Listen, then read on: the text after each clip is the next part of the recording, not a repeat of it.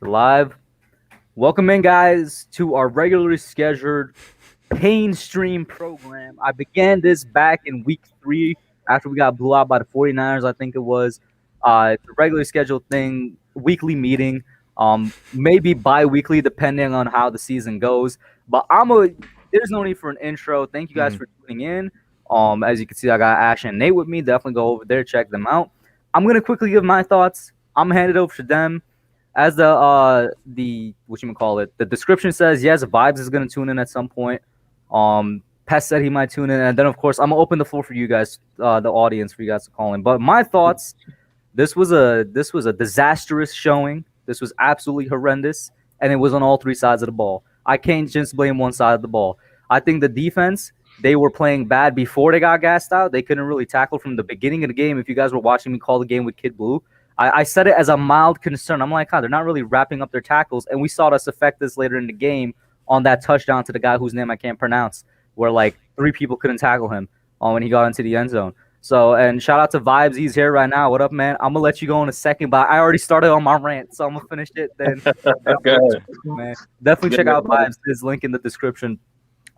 So, yeah, before they got gassed out, they weren't playing well, the defense. They couldn't tackle. They were having a couple of issues in coverage. Then, from the second to third quarter, the Broncos basically had the ball like all the time, and they got completely gassed out. And then it was 100% shades of 2017, where it was like the defense played bad, not because they were playing bad, but because they had no type of energy. And I'm just wondering in my head, what happened to all the conditioning that we do? We're supposed to be one of the best conditioned teams in the league. That didn't show up. The offense, I don't know how anybody could defend Nate's father.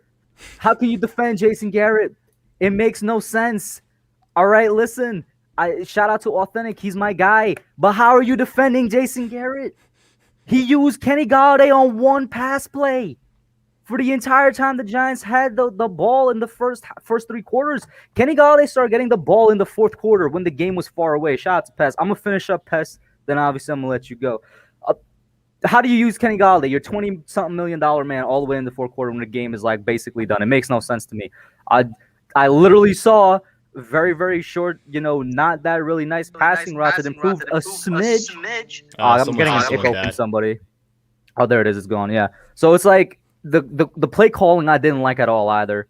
Saquon looks scared, but I'm not going to go crazy over that because we know he's going to take a couple of games to get back to himself, but he did look kind of scared. And the offensive line was not a worry. They were okay. They weren't good, but they were all right. And it's hilarious to me. I'm coming out this game and we lost, and it was a terrible loss, but it wasn't even the offensive line's fault. Daniel Jones, I don't know where to stand with this man. He has good drives, and then he doesn't. That's the story with him. He has good drives until he doesn't. I'm going to open the floor. Whoever could go, could go. Yeah, I know, Vibes, you got to get out of here soon. You only got a few minutes, so obviously we should let him go first. But I do have some stuff to say to not just about the game, but I have some stuff to say to Giants fans. So I'll let Eli do his thing. He's got to get out of here, so we should let him go first. I just quickly want to say shout out to Eli. Eli is such a good ass dude. Absolutely.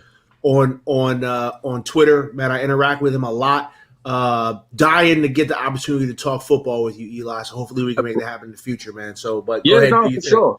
Yeah, no, for sure. Hit me up anytime, brother. I'm here for you. It's not a problem. Trust me. But really, just to get this game off or get my vent or frustration out. First, I just want to say, yes, it's one game. I'm optimistic of the game, but I'm tired of starting 0-1. I think we're all at a point where we're coming into the season and we're losing our first game. And to be honest, the defense didn't perform the way that it needed to. Yes, they were gassed, but however, they couldn't get off for third or fourth downs because they were converting on fourth downs 4 times in a row, I believe it was. Correct me if I'm wrong. Mm-hmm. So the defense buried themselves, and the offensive line actually played pretty damn decent. Shout out to them. We could not get a run game going for nothing. Daniel Jones is as good as Daniel Jones is going to get. I'm not going to say I've seen enough yet, but we've seen this in the past with Daniel Jones. We've seen this to where he could put drives together, then he'll cough up the ball, whether it be via interception or fumble. So this team has a lot more gelling to do. And maybe it's a rookie mistake by Joe Judge by sitting these guys out. Yes, some of them were injured, but maybe they could have threw some of those guys out a little bit more better or quicker to gel a little bit better in that offense. And Jason Garrett is just too vanilla. I'm sorry. I could that play on the 6-yard line where he threw it in the flat to Kyle Rudolph and he wound up dropping it anyway. But why not go for the sticks? You got nothing to lose at that. Why not use Galladay then? Why not? He's the best, one of the best 50-50 guys in the league. For two plays. That's it. Kadarius's been in for 2 plays. Like, why not use the weapons you have? What is wrong with Jason Garrett? I just think something needs to happen. Something needs to be fixed real quick for Thursday's game. I believe it's on for Washington, because right now this isn't it. This isn't it at all. And I'm sorry, Giants fans, if I sound like a little raw, a little outside of what you're used to, your comfort zone. Again, I'm an optimistic realist.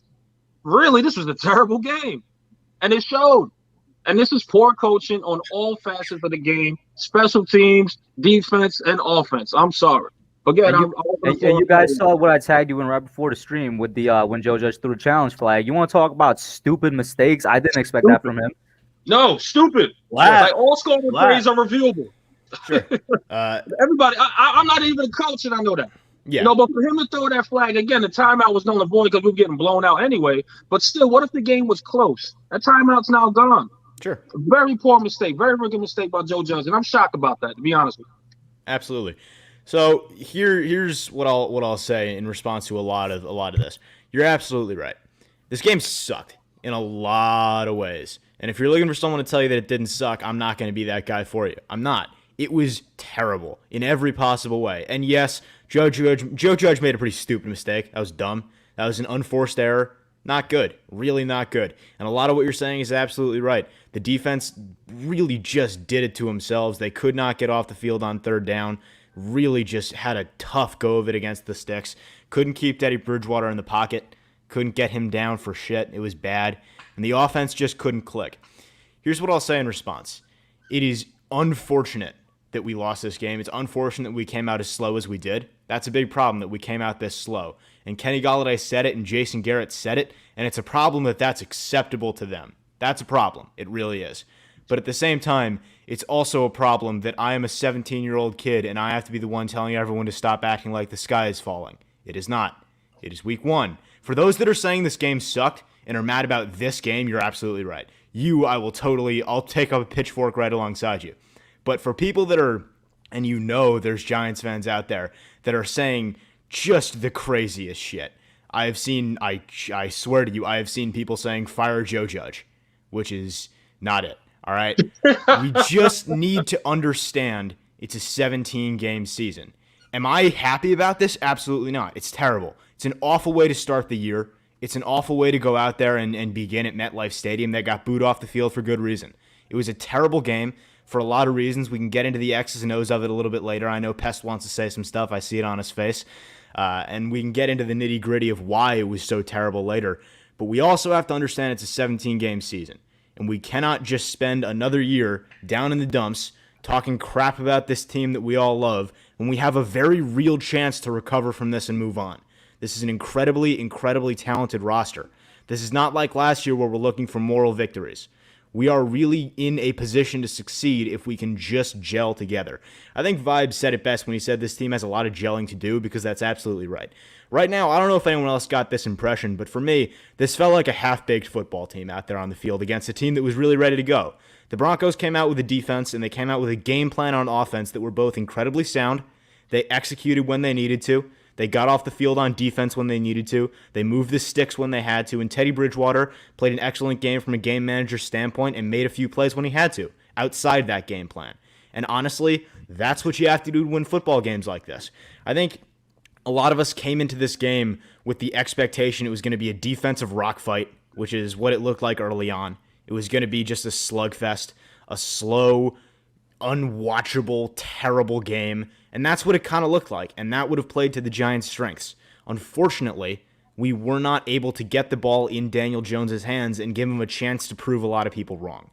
He made some mistakes, obviously, but I think the thing that I'm going to end up disagreeing with a lot of people on is I do not think Daniel Jones lost us this game. I don't think the offense lost us this game. I don't think any one person lost us this game. This is a team loss. This is entirely a team loss, and that shit happens. I don't know how many people in the room remember what happened before the Giants Super Bowl run when they went 0-2. They started off bad. I understand that this team is not there. This is not a Super Bowl run type team. We're not there yet. I think we need a couple of more pieces. We need the offensive line to beef up a little bit. But at the moment, this is a team that still has a very real shot to make some noise down the road. This is a team with some excellent pieces on defense. There were a lot of good plays among the bad. There was a lot of good stuff to take away from this game. It's just unfortunate that that's going to get lost in the box score, because a lot of people are going to look at the box score and see stuff that isn't there. This was not, in my opinion, an absolute barn burner blowout loss. It was a definitive loss. The Broncos definitely won this game more than the Giants even lost it. But I do not think this was a stomping. I don't think the Giants got run off their own field. I think this was a game that they lost in the margins. And when you lose games consistently in the margins, that's where you have to do your work. So I think this is by far not nearly the end of the Giants season. Let's stop acting like the sky is falling. Let's pick up and move forward. Listen, I totally agree. I mean, I'll take the floor once more, but I totally agree. It's just one game, of the season. But at least speaking for, I guess, the majority of the fans as well, is just that starting 0-1 is just a repeated cycle. And sure, for me, absolutely. I just wanted to see a win in that column. But then again, I'm optimistic about this team. We have great pieces. Just to agree with everything you're saying, Nate. This team can go places. And right now we have to sit back and lick our wounds. And this was just poor coaching all around, in my opinion. I agree. And we have to gel, and I think we'll bounce back. But again, take this loss, vent your frustrations, and we're going to get it out and leave it here. But Giants fans, don't start crapping and saying, fire this one, fire that. It's just too early. It's way too early. I've seen some tweets saying, get rid of Daniel Jones. He's not good. He played a good game, in my opinion. I think he did too. Really did. Besides that fumble, he played a good game. He's what he is right now. And he managed the game pretty well. I like to see more of him, to see what he could do more. But again, we have to see. We have to wait till that next game. After that 3-4 games, then we can start saying, okay, something's not good here. But it's just one game. The sky's not falling. Let's lick our wounds and come back strong. That's it. Yeah, and I see the gears turning in Pet's so- head. He's got stuff to say. Let's have a conversation. Sure. Let's. I'm not upset about this loss, okay? Because I said from the jump that I didn't think this was a game that we win anyway, right? I thought that this game, to Nate's point, I thought this game was going to be like knockdown, drag out, fight to the end. Maybe we make a mistake, and that mistake costs us the game. We lose by like 3. Okay, in my mind, this was a one-possession game on either side, but I was veering more towards the Broncos eking out a win against us. And we would sit here and we would be unhappy. We'd have that bitter taste in our mouth about the loss, right? But we'd say, all right, but look, things look good.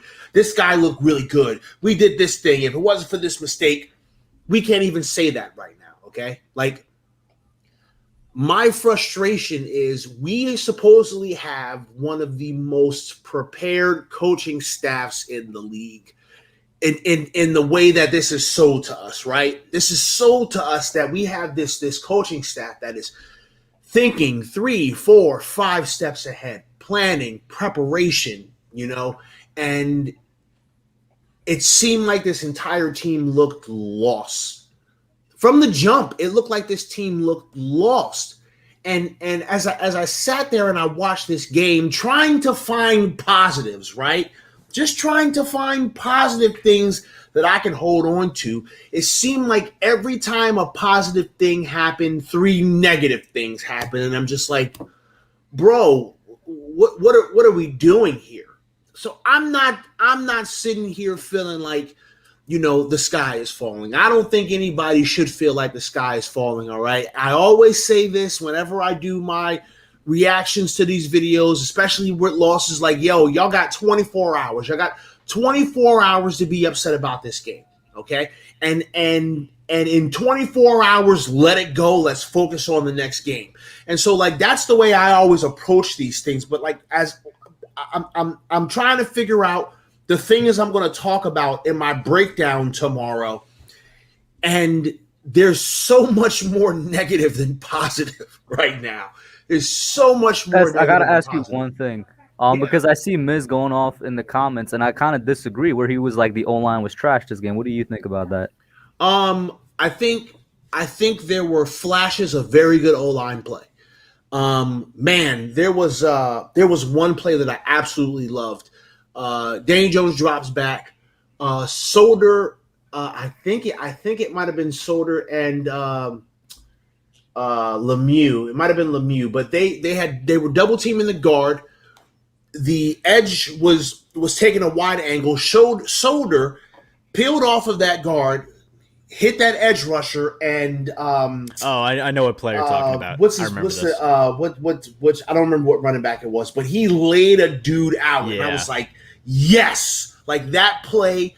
I loved that play. There was another one that was just like that too. And there was a couple more, but here's the okay to Miz, because you say 6 sacks, no ground game, O-line's good. No one's saying that the O-line is good. What we're saying is that this O-line is okay. What we're saying is that this O-line still has some work to do, and they can be an average O-line. We never expected this O-line to be good. And this O-line wasn't even like. Also, did he say 6 sacks?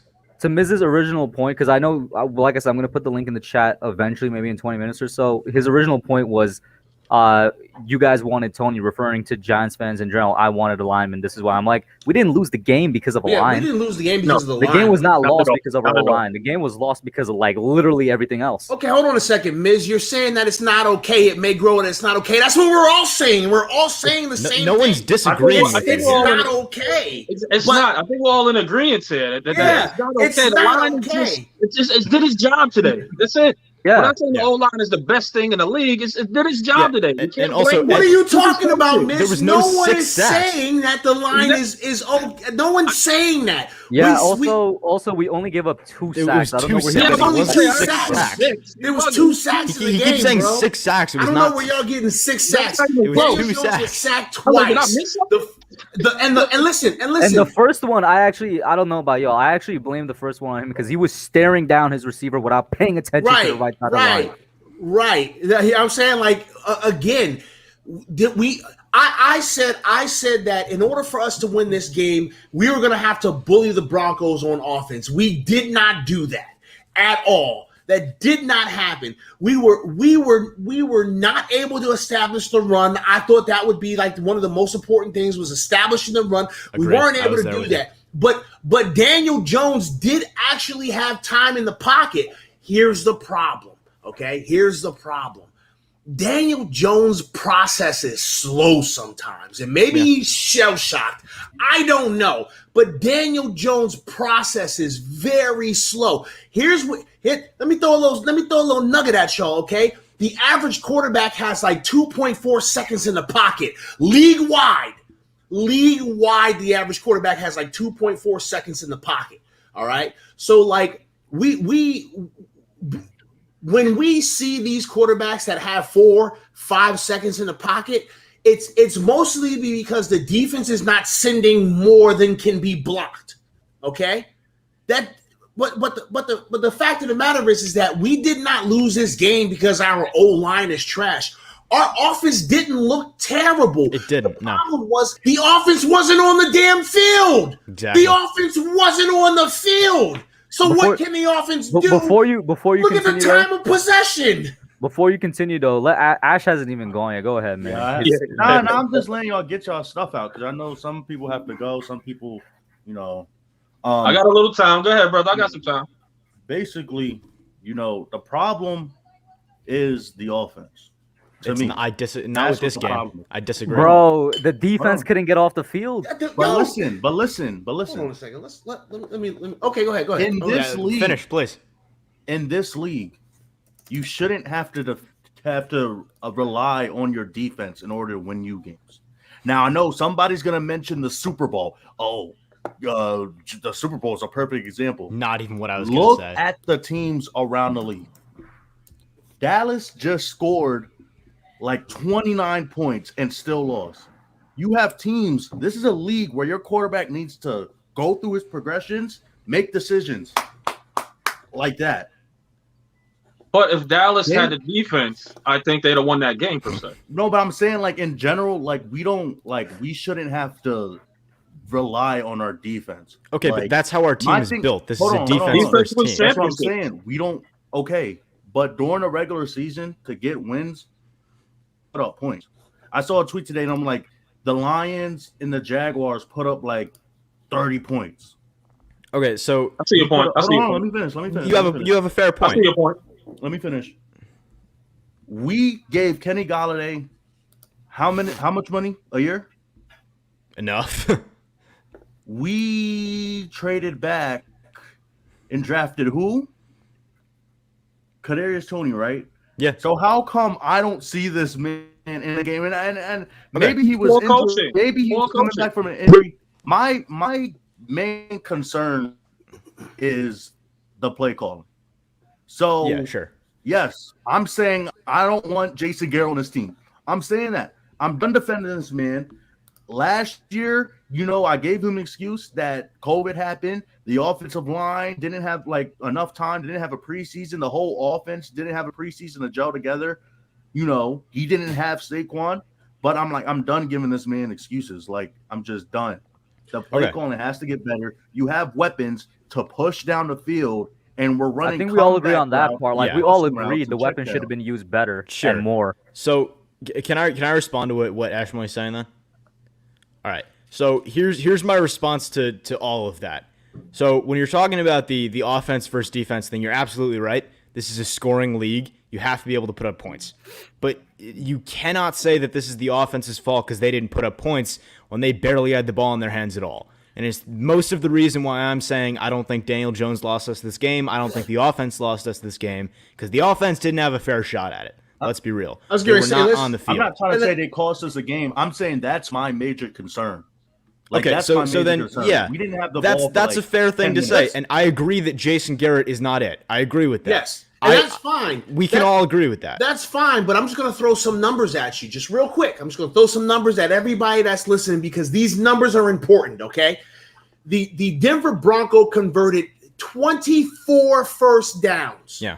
24, okay? They were 7 of 15 on third down and 3 of 3 on fourth down. That's had not the on ball, the offense. They had the That's ball defense. for 35 minutes and 8 seconds. They had the ball for an entire half of football, y'all. They had the ball for an entire, that's crazy. It is crazy to think that a team had the ball for a whole ass half, okay? So, yes, play calling sucks. Jason Garrett is ass. Didn't use our weapons. I hear all of that. But the offense wasn't even on the damn field. We couldn't get off the field. Absolutely. This defense that we deemed as top 5 or whatever the case is did not show that today, especially with the added pieces that we put on. All right. No, it No. didn't. So, So Bro, this defense- Wide receivers are only got wide pressure. open.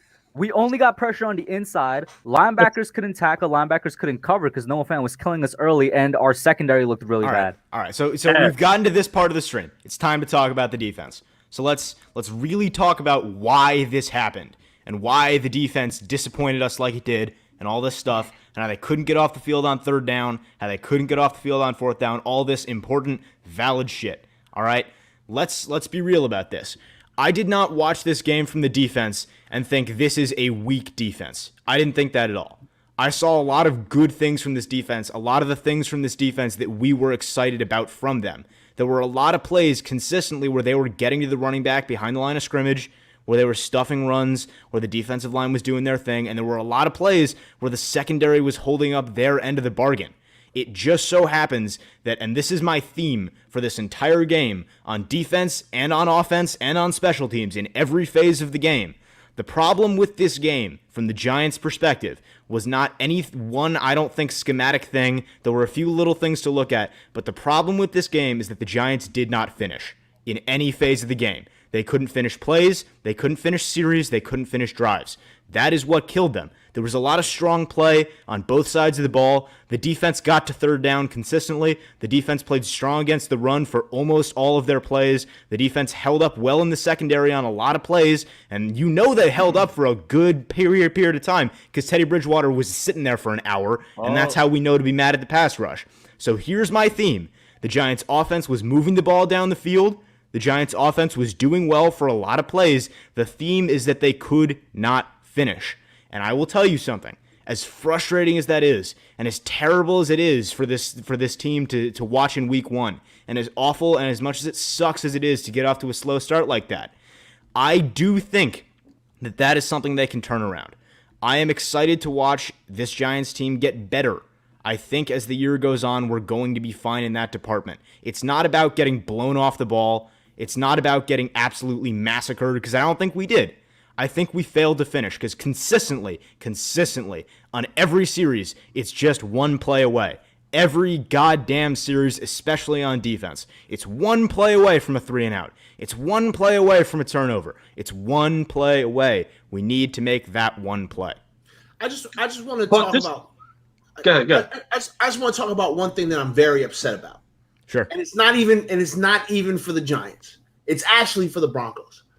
I'm very upset about the situation with Jerry Jeudy. I am absolutely upset about the situation with Jerry Jeudy. And the reason why I'm upset with this situation with Jerry Jeudy is the reason why I'm upset with a whole lot of other things that are happening in these games. These damn referees, okay? That was supposed to be a dead play. That play was not supposed to happen in the first place. Mm-hmm. The play clock had expired 2 seconds before the ball got snapped, but no flag, no whistle, no nothing. They let the play happen. Jerry Jeudy gets hurt, and I'm like, yo, we just lost a really good, exciting young wide receiver to watch in the league, right? Yeah. Because the refs are inept. The refs are absolutely inept. It's an epidemic. If I was a Broncos fan, I'd be happy with the win, but I'd be pissed off at what it just cost us, because that is ridiculous for these referees. I watched Dexter Lawrence get dragged from behind as he's running at the quarterback so many times and no calls. All right, you call a roughing the passer on Bridgewater, which by the way it was kind of roughing the passer. It was a little embellished because his helmet came off. But you call a roughing the passer on that play. You don't call a roughing the passer on Daniel Jones when he gets hit sliding. Like, what are these refs doing? Daniel Jones had a whole body thrown into him. And I'll tell you what. The refs are absolutely the problem. They really are, for a whole lot of reasons. But we can't just roast them and not talk about the league office, because the league office is putting these referees in a position to fail. And fail they have, and fail they will. Because these rules are getting out of hand. It's getting impossible to play defense in this league. It's a real problem. You hear veterans sounding off on this. You hear all pros sounding off on this, and Hall of Famers. This is a real problem the league office needs to take care of. They're putting their referees in a position to fail, on top of the fact that they already suck, and the fact that they already can't read 2 zeros on a rectangle. So, I mean, it's a problem. Yeah, that bothered me. When it happened, it bothered me, because I was like, that play should have happened in the first place, man. If the refs would have did their jobs, they would have protected Jerry Jeudy. He'd still, I mean, and who knows, right? Because fate is fate, and if you're supposed to get hurt, you're supposed to get hurt. But if the refs had did their job, Jerry Jeudy would not have gotten injured on that play, because it wouldn't have happened in the first place. Yep. That's exactly right. I'm right there with you. Bobby Murphy, who's blaming it on the refs, bro? Stay off the weed. I know Philadelphia ain't got nothing else to do, bro. Nobody's blaming this game on the refs. Yeah, what are you talking about? We're just saying the refs suck. I'm talking about the refs. I'm talking about the refs because a Bronco got hurt. I'm not talking about the refs because of the Giants. I'm angry that Jerry Jeudy is hurt because the refs didn't do their job. So what the hell are you talking about, Bobby? What is he ever talking about? What are you talking about? Let me redirect this on the defense 1 second, and then I'm gonna jump off. I got a live show, Giants guys, coming up soon. But I'll tell you this: the defense, the time of possession is so lopsided because, to be honest, the offense didn't have that many 3-and-outs, right? So you got to kind of look at the defense a little bit more on that side of the ball of why they couldn't get off the field on 3rd downs and 3 or 3 4th downs where they could not stop that offense. That's the defense. We got to really put most of that blame on that defense. I understand they were consistent as far as stopping certain things, but the offense moved the ball for the majority of the part, right? They played their part. It's just the defense could not get off, and they got themselves gassed, and it led to this result, in my opinion. But I'll let you guys sound off. Let me know what it is. I'm going to stay tuned, and thank you for having me, man. I'll see you guys in a minute. Thanks for being here, problem, bro. Always good to talk to you. Bro. I appreciate guys, it. make sure to check them out. Links in the description down below. New York Giants Rush and Giants Guys podcast. To kind of go off of what he left with, I agree with him. But even though the offense did their job, and I'm not saying they didn't do their job, I still feel like it could have been better because there yeah, was it on totally that could have Sterling been. Shepard drive where he got the touchdown. Let's not forget DJ almost threw a pick because he was. I don't know if he was Sure. first forcing the ball to Shepard or if the only good route being ran was the one given to Shepard. Because once again, he was the only guy getting the ball, and I think that's because no other good routes were being called for Kenny Galladay. One thing I feel like, and this has been a problem, like when Daniel Jones rolls out the pocket, it just seems like all the receivers, like, and correct me if I'm wrong, but it just seems like all the receivers just like stand there. And that's something we've seen all the way, like when we played the Ravens last year. And like Dante Pettis was the only receiver rolling out and making No, space. you're not wrong at all. We definitely have scramble drill to work on for sure. I mean, I know the defense, like we didn't have the ball that much, but like the offense needs work. And I'm sorry, like I agree. And and I don't think it will be. But if this defense continues to play like this, like you're gonna have to put up points. That's just it. Sure, you're gonna have to. You're absolutely right. We play. And I want to clarify what I'm saying here so no one gets confused. There absolutely needs to be work done on the offensive side of the ball. I'm in no way trying to like Jesus, Kush. And that's a good reflection of week 1 for the New York Football Giants right there. Give me a second. My what you would call it just fell down. The ladder fell, and then the ladder fell on the clothes, the coat hanger, and the coat hanger fell. You guys go off. I'll be back. Anyway, that's perfect right there. But yeah, just to clarify what I'm saying here, the offense definitely has stuff to figure out, no doubt. Everyone has their share of the blame. Again, I think it's a team loss. I just think that for people that are going to say that the offense lost us this game, I disagree. That's more what I'm saying. And I think, like you said, there's definitely things that need to be done on this offense, and I also agree. I think nobody's going to disagree besides maybe Authentic that Jason Garrett is not the guy. I don't think he's just not creative. He's not using his weapons well enough, and I think that's just what it is at this point. Can I just say something really quick, Nate? I just want to talk to Bobby Murphy. You can always say something, Cuff. Bobby. I need to know how long you've been watching this stream tonight. I really like the refs thing. This is no troll. This is like, I understand, like sometimes people come in to these streams last minute or whatever, right? Sometimes people come in halfway through, and so they don't have all the context. But nothing chaps me more than someone coming in here and making comments about things that are totally out of context. Like Bobby Murphy is adamant that we're sitting here saying that the refs are the reason why we lost this game when we spent 30 I came minutes. back in. Why did I hear the refs are the reason we lost the game? Wait. Okay. Kush is now Bobby Murphy. Kush is now Bobby Murphy. I'm sorry. At 32 minutes, you just got demonetized. I just don't understand. Like, we spent 30 minutes here talking about how bad the defense were. We spent 30 minutes talking about how we couldn't get off the field on third down or fourth down. We spent 30 minutes talking about the offense and the play calling and dumbass Bobby Murphy is in here talking about the refs like we are blaming the refs. I gotta call people out when I call people out. Bobby Murphy, shut your dumb ass up, because that's not what we talking about. Yo, Miz, are you there, bro? You're frozen. No, Miz is just so enraged that he can't physically move. He's so your full of piss and and I vinegar that think he your can't audio deal with is it. gone, bro. I'm gonna let you dip and rejoin. In the meantime, I'm gonna pop somebody else on, Miz. Hey, there's Joel. What up, man? Joel, Gentlemen, what's up? I don't think don't call me congratulations, gentlemen, bro. Denver. You proved me wrong. Congratulations. Yo, Joe, I will say your won a score game? prediction was right. It was just the other way around. All right. You know what? Dyslexia happens, okay?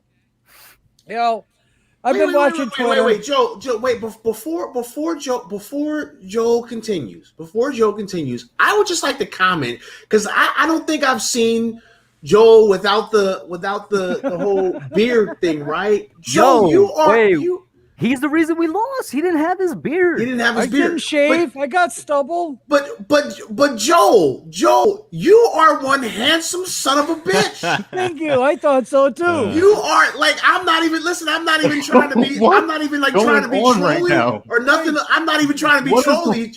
Joel is one handsome son of a bitch. Tess, what? If you think that's great, you got to taste this man chicken, bro. His chicken on the grill No, is pause. amazing, bro.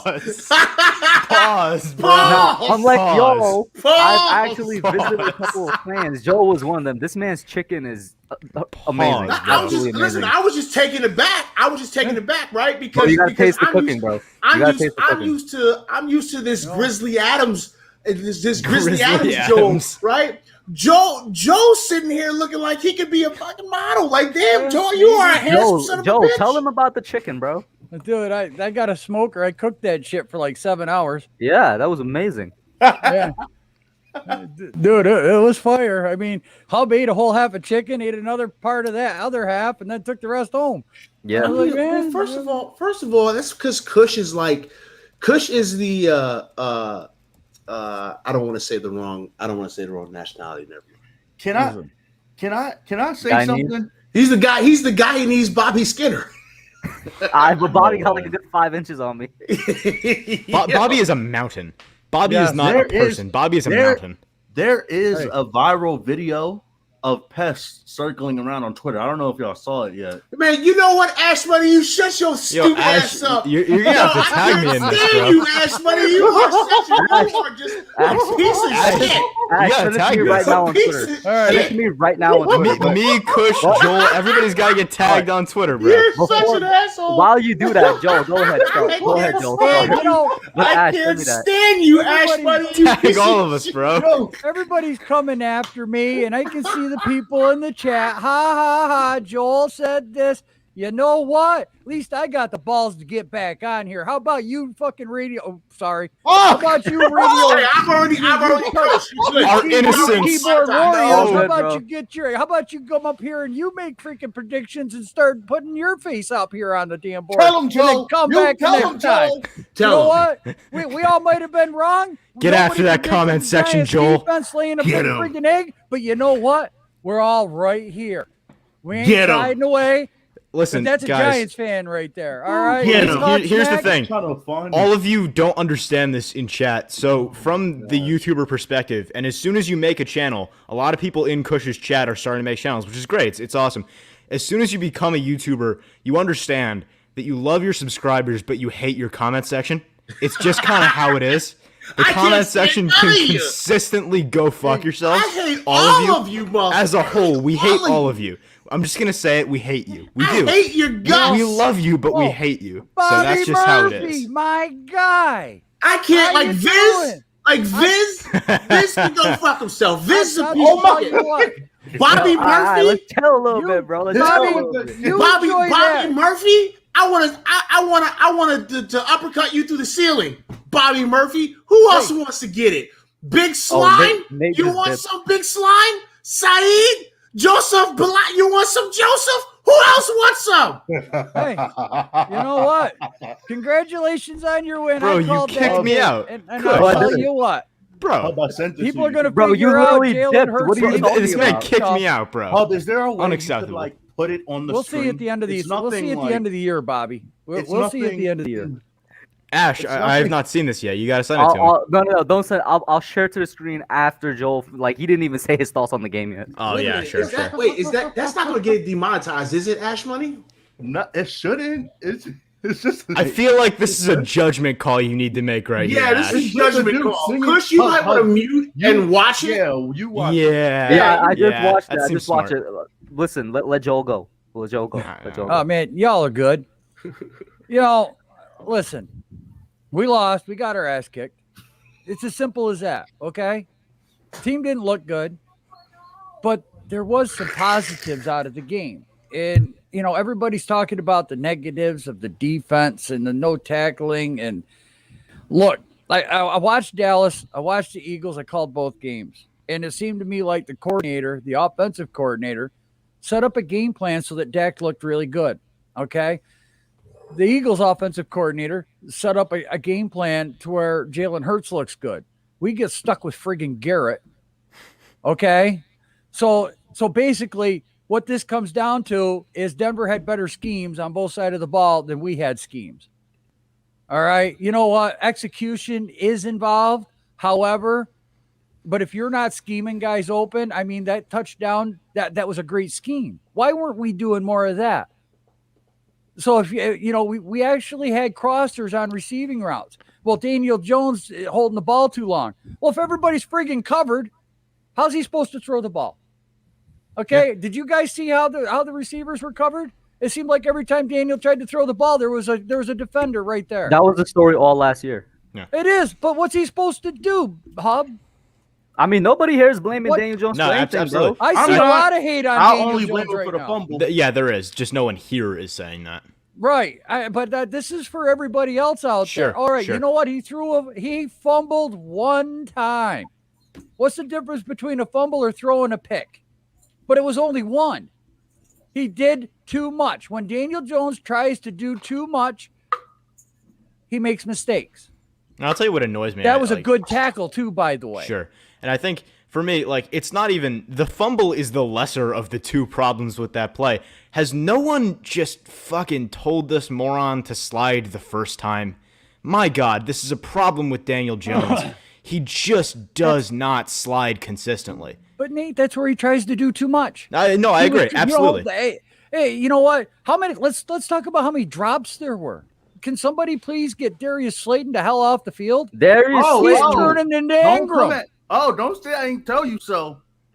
Oh, you know what? I'm holding on to that. Bro, I was never on the Slayton train to begin with. Just saying. Because I watched him at Auburn. Bro, I'm not saying I'm sorry. I can't believe I'm saying this. Evan Ingram would have been better than Kyle Rudolph today. Oh, stop. No, because Kyle Rudolph was actually making blocks. If you rewatch that game, Kyle Rudolph was actually making blocks and containing guys. All right, so Ingram could have got down the field. Yeah, let me say something here, just in general, to talk about a lot of the things you're saying. We're talking about, and I think this is kind of a big thing with football. I always harp on this. I know a lot of people always harp on this because it's one of the basic truths of the game. Football is a complementary sport. When something's going well, it's going to help something else. And when things go well, they're going to build up and build up and build up. And the opposite is absolutely true. It might even be truer. And that's what this game was. This game was, in general, for the entire Giants team, a death by 1,000 cuts. Because in large part, the Giants played very well today.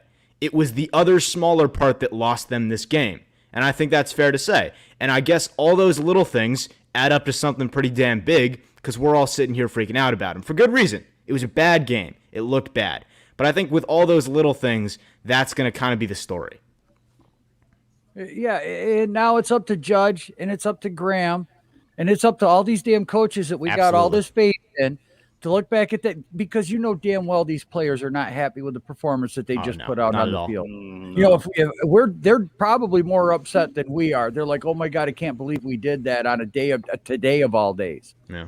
You know, I really thought the home field advantage, we all had a lot of faith in the defense, and that's where a lot of our hype came in. However, we got grounded. We're all brought back down to earth. The day after 9/11. Right. But now what we really need to do is just look at the positives, because unfortunately we don't have anything else right now. We don't have a win to come off of. We don't have a good performance to come off of. Let me ask you this, and when I pop you guys out, do not leave. I will pop you back in. I'm just trying to get everybody's first thoughts first, right? So let me get what positives is there to take before I switch you out from Miz, because I see Miz is back in here and he's not frozen. I heard you guys. Wait. Before you go, Kush, you can actually pop me out because I gotta shoot out. But go ahead, Joel. Oh, Pest Man, it was great. I love talking with you. I'll have to jump back on your channel sometime if I see you live. I'm such a busy dude. Oh no, listen, the channel is back. The channel is back. We will be live on Wednesdays. We will be doing videos again now the season starts. So Viz is not invited. He can't come. He can't show up. Is Viz ever invited? He crashes. It looks like the LeBron. Listen. Because I have to put Viz on blast every chance I get now, because Viz be in these comment sections acting real gangster. This dude live on a cul-de-sac in the suburbs. You know what I mean? Like, so I can't even take anything he say serious, because he want to act all like super hood. But then I found out that this man lives on a cul-de-sac in the suburbs. He goes to private school, yo. Like What? what? I know. Yo, this No, reminds me of, I bro. told Pest Yo, that. remember at the end of 8 Mile, It's- bro? it's a His name is rap. Clarence or something, bro. It's a No, rap. Yo, real talk. I it's a told rap. Pest that. I broke that Yeah, news go- to It's Pest. a rap. He go to private school, and we ain't even talking to him no more. He's this dude go to private Well, school. As far as positives go, I mean, DJ wasn't that bad. No, I mean, not at all. I would take 267. I mean, to me, you know what? First game out, and the offensive line actually gave him a little bit more time. So I got to look at the offensive line when I rewatch the game again tomorrow. But right now, I do think going forward, we might have something. Is it going to be top 5, top 8 offensive line? No. But like Pest always says, if we're middle of the road, and that's all we need out of our offensive line is middle of the road. Just give Daniel that 2.7, 2.9 seconds in the pocket. Nobody got hurt on our team. Slayton might have a hip flexor or something with that last shot that he took. But as a team, our team has no injuries going into Thursday, whereas Washington, Fitzpatrick is out. All right, we're going to be They look playing. better with Heineke. Yeah, they So- look better with Heineke. So I know they did. Heineke scares me more than Fitzpatrick, but I'm just, that's a positive, isn't it? We went through the whole game healthy.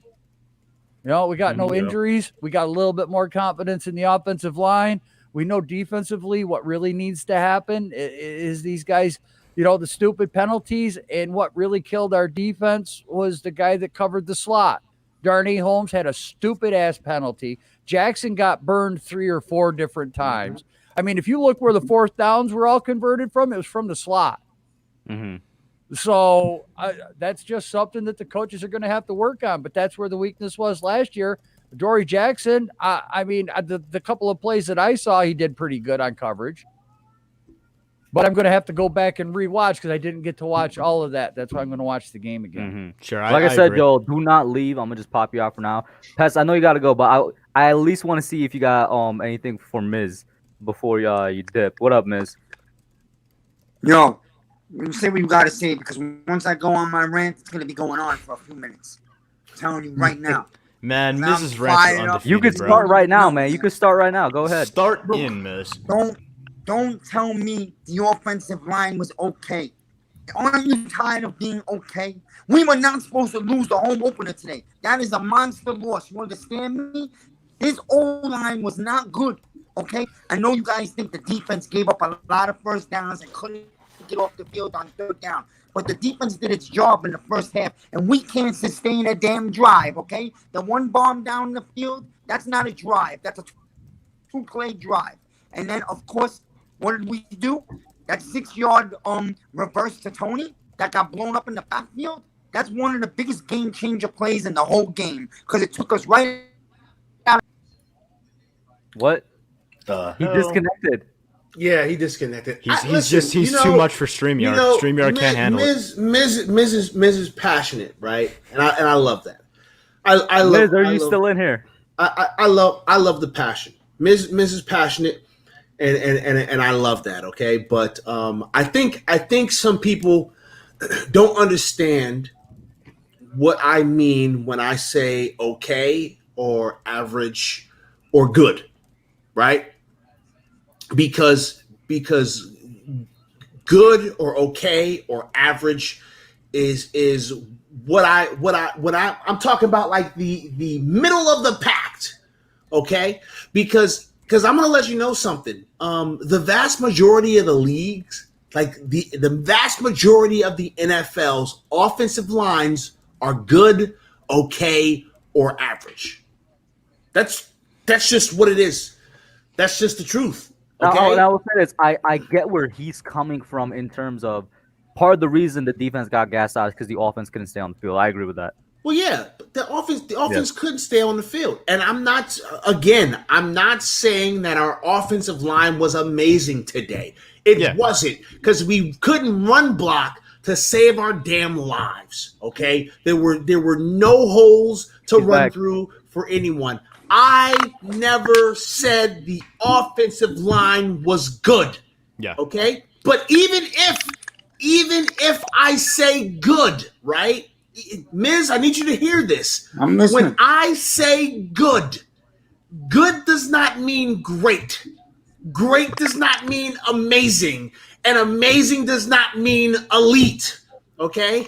Like, And good- none of those words, none of those superlatives mean acceptable either. I don't think anybody, like, I don't want to speak for Pest, but I don't think he's saying, or I'm saying, or anyone who has said something positive about the line is saying that how they played today is acceptable. It's not acceptable. We're not saying that that's what we're okay with. Acceptable. We're saying it's better than last year. But what we're Listen, saying is that we see the improvement, we see the potential, and if they work more, they can get better. I'm not saying that this offensive line is a finished product. PTA, you're not seeing improvement. You know what you are?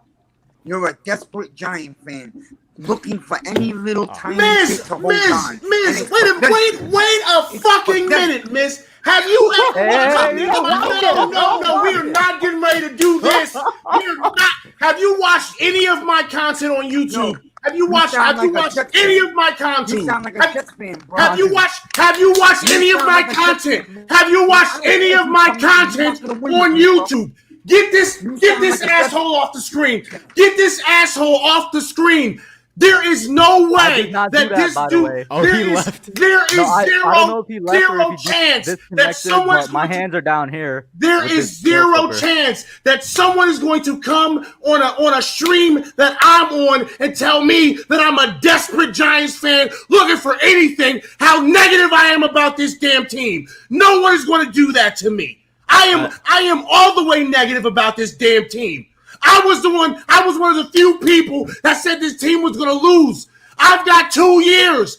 I've got 2 years worth of YouTube content on my channel of me bashing the New York Football Giants. No one's going to come on here and tell me that I'm desperate and I'm looking for positives. I'm one of the few people on here that talks nothing but bad stuff about this team. Who the hell are you, Miz? How much football have you played? How much football have you coached to come here and tell me that I'm desperate about anything? Go watch my content. Go watch. I'm always negative about this team. I'm always saying bad things about this team. I'm always saying this team's going to lose every single week. What are you talking about? Now you got me fired up. What are you talking about? There's people in the chat that show up to my streams. There's people in the chat that call me fake all the time. What are you talking about? So, Kush, to change lanes a little bit here and give Pest just a minute to cool off. I'm sorry, Kush. I'm sorry. But your viewers ain't going to do that. Your viewers ain't going to come over here and call me delusional or anything like that. When I have 2.5 years worth of videos talking about how bad this team is. What are we talking about? So while we're moving on from that, Kush, I don't think he called you delusional, but I hear where you're coming from. He said some other stuff. Nah, man. Hey, yo, listen, I appreciate your time. If Miz is gonna be here, I'm not, yo. Cause dude approached me totally wrong, right? Dude don't know who I am. He clearly doesn't watch my content, and he wanted to come in here and try to discredit me like I don't know what I'm talking about. Like I haven't been involved with football for 30 years. Like I don't coach football. Like I haven't put myself out here and showed y'all that I know what I'm talking about. I'm not dealing with that, yo. I'm not dealing with somebody who don't got context. Is gonna come up in here and try to puff his chest out against me, bro. I got 2.5 years worth of content on my channel. Go check it out. Go check out how negative I've been about this damn team. I'm saying, and if you want to have this conversation, bro, I'm live every fucking Wednesday, and I don't run from nobody. But I'm not gonna mess up Cush's stream more than I already have. I'm about to get out of here, y'all. Hey, I hope all y'all have a good day. Thank y'all. Appreciate y'all. Come find me on my channel, Miz. Pest the Analyst. You can search. I'm live every Wednesday. All right? I'm live every Wednesday. I'm not monetized, so I can call you all kinds of pieces of shit as much as I want to. Y'all have a good day. Deuces. All right. Well, with that Pest. Dramatic exit from Pest. I will say, Kush. Of course, Can I just take one quick second here, Kush? Let me just say this real quick. Sure. Pest is a good friend of mine. I'll talk to him after stream about this. He's good people. This definitely went off the deep end for a second. I apologize to anybody that was offended. We're gonna keep it rolling. Go ahead. With that being said, as Pest did earlier, I'd love to just take a second to briefly call someone out in chat. I'm sure he won't pop in the stream. I'm sure he won't. But I'd love to ask Sahid to pop into the stream because he's been in Kush's Discord saying all kinds of ridiculous shit. And I would love for him to just come on, even for 5 minutes, and talk that stuff with me, Kush, and Ash. That would be lovely. If Sahid, and I searched you in chat a second ago and you were here, and you still are. So Sahid, who is on, I believe you know him as Indian Spices on your Discord, Kush, has been just saying all kinds of stuff in Kush's Discord. And for those who aren't in there, you can absolutely get in there and start talking that talk with us. It's a great Discord. We talk a lot. But if he can jump on the stream, I would really, really appreciate it because we got some stuff to talk about. So all that happens, I'm going to get Miz on. Miz didn't really get a chance to finish his thoughts. I'm having him on, let him finish it. And then we're going to get back to the regularly scheduled program, which is getting as many people on as possible to give their thoughts about this game. Go ahead, Miz. Yo, what's up, guys? I don't know what the hell this guy's talking about. I never said anything personal to him. So I don't know why he's taking offense as if I came at him or called him out on his coaching career. Yo, no disrespect, my man. I know you're watching. I could care two shits less about your coaching career. You got me? I'm not scared of you, and I'm not coming to your show. You come to my show. I'm the Miz, and people know who I am. I don't care if you got 3 years. This is Giants football talk. Everybody's angry today. It's called passion. There's nothing wrong with that. That's all. What I'm trying to say is this. If the offensive line can't sustain a drives and your defense is on the field all game long, it's going to get tired and gas out. And that's exactly what I saw. We all know the Giants have a real defense, okay? When you saw it today, they were on the field all damn game. Are we serious? Mm-hmm.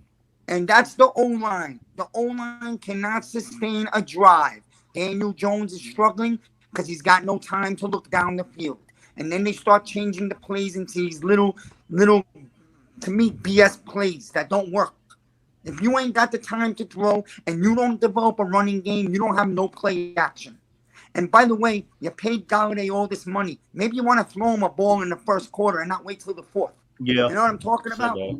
Sure. Yeah, so let's talk about all that stuff. You're bringing up great points. That's all stuff that needs to get talked about because there was a lot of problems with this game, and you're talking about a lot of them. So let's talk about the line first, right?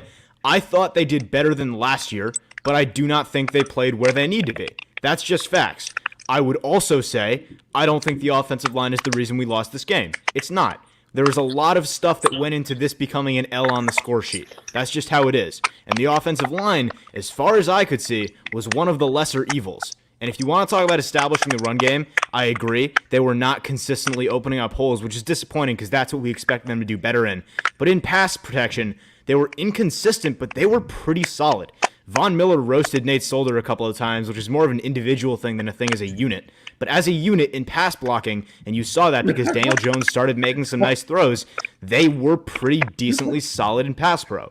So when we say stuff like, I think they did better, and I think there's room for improvement, and I think there's things to like from this offensive line and what we saw, we're not saying that we're accepting what this was, because that wasn't acceptable. That's not the standard this offensive line should be held to. It's not.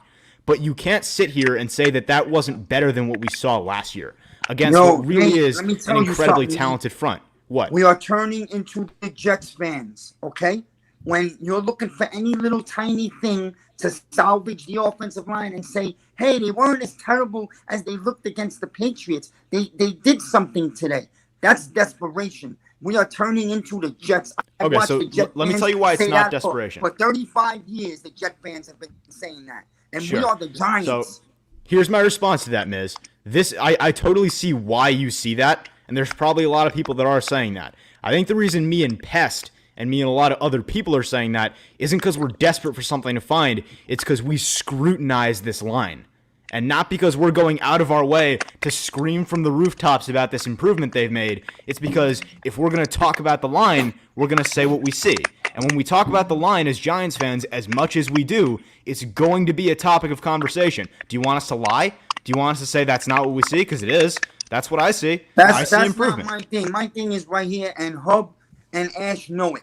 Okay, I'm the number one person out there who said we needed to draft offensive line on draft night, and we drafted Kadarius the Clown Tony. Okay, yeah, he's a nice weapon, but he's not gonna block nobody. And if you can't block in this league, you're looking at a 6-win season again. But we're never gonna.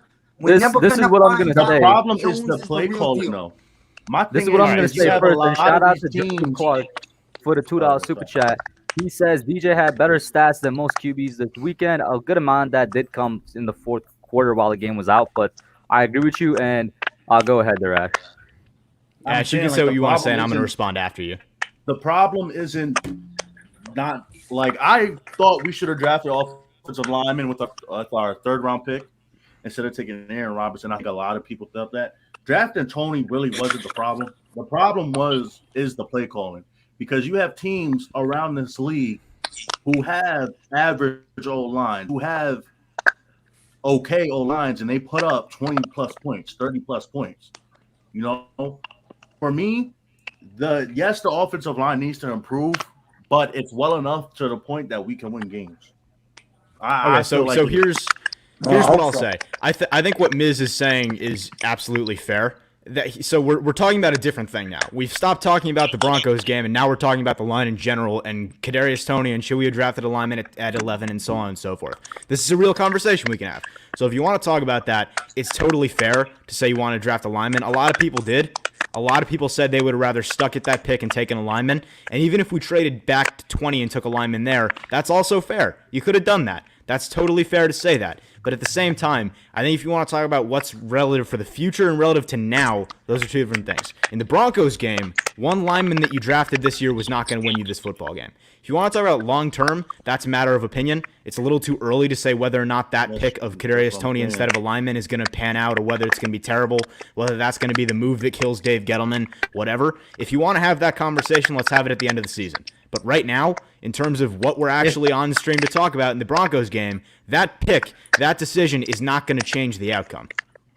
I'm not going to lie. If Kadarius Toney was probably on the field more times than he was, we probably would have got down the field more. That's but they don't even use him. They don't even use him correctly. Who knows when they're going to learn how to use him? Because we've seen in the past, the Giants seem to take longer to learn how to use players than other teams in the league. Sure, that's fair. That's a fair criticism. I'll say this, Joe. Can you check the private chat real quick? Go ahead, guys. Listen, man. If we want to keep going down this road with Kadarius Toney, I'm a passionate fan. Yeah. I'm very angry about today, man. I was sick watching that because I fully expected a Giants team like we saw. We didn't even see last year's defense. I know the defense is going to come around. We have a good defense, but. Man, we were outcoached badly today. Yeah, it was embarrassing. You had 90,000 in the stadium, and this is what you got. The same crap we've been seeing for 3 years. And listen, now you're going to Washington on 4 nights. It's not looking good, man. We spoke about this in August. We do not want to be 0-2. Yeah, so I agree with a lot of the stuff you're saying. I think the point that needs to be made in terms of out-coaching is exactly what you're saying. The Broncos came into this game with a better game plan than ours, and they executed it better. And credit needs to be given there. You can't talk about the story of this game without talking about the fact that the Broncos had a great offensive game plan.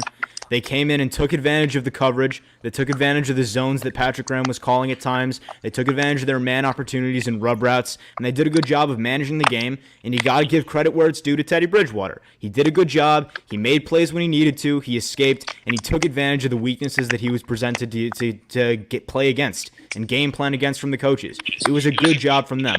But like you're saying, we definitely need to come in with a stronger game plan, and someone is echoing. I'm not sure who it is. But we definitely need to come in with a stronger game plan on Washington. That's something that needs to happen. You're absolutely right. But we can't be, after week 1, acting like the sky is falling. You just can't do that. I'm going to say this. Miz, let me get your final thoughts. You already know Tuesday I got the call-in show as well, so anything you don't get out here, definitely call in Tuesday. Yeah, I'm in a bad area. I got a packed studio right now, too. People waiting backstage. I'm flying back to New York on Tuesday night. I'm in a bad area. I don't have a computer right now. But I didn't mean for what's his name to get. It wasn't personal. Maybe he didn't hear me because I was staticky and I was getting cut off from the stream, but it wasn't like coming at him. Listen, I'm coming as a passionate fan, and I expect the playoffs this year, and I still think we could turn it around. I'm not giving up yet. It's one game, and everyone overreacts to one game. But I'm telling you, man, I'm not making up stuff. The O-line it was a major concern. We all knew it, and it still is. Bottom line, it's not personal against anybody. It's my opinion, Sure. And I think to build off what he's saying, and Kush, you can get the next guy in if you want to. But to build off what Miz is saying, I'll be listening. All right. Sure. I was going to say thank you for calling in, man. Yeah. To sort of build off what he's saying, I think the point here is that we all know the old saying: winning makes everything better. Winning fixes everything. And when you have a game like this that's going to be frustrating, it's going to suck.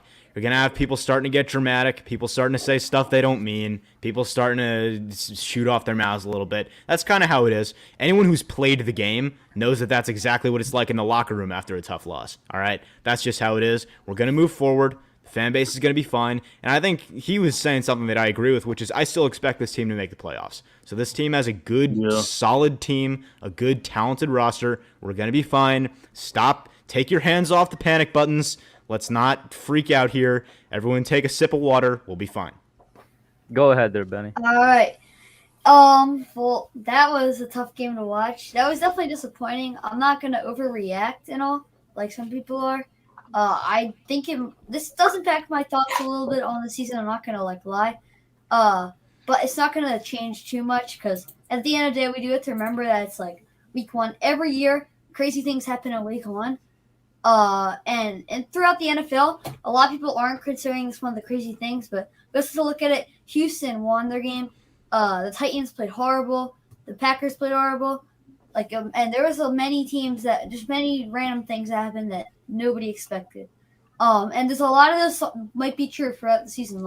Who knows? Maybe the Titans will be a bad team throughout the season, but I guarantee some of those things are going to change throughout the season. I doubt Houston isn't going to be winning games throughout the season. I just doubt it. I doubt the Packers are going to be that bad. I don't think Rodgers will come back just to be that bad. I just don't see it happening. So we have to relax about it a little and remember that's week one. And it's the same thing with week two.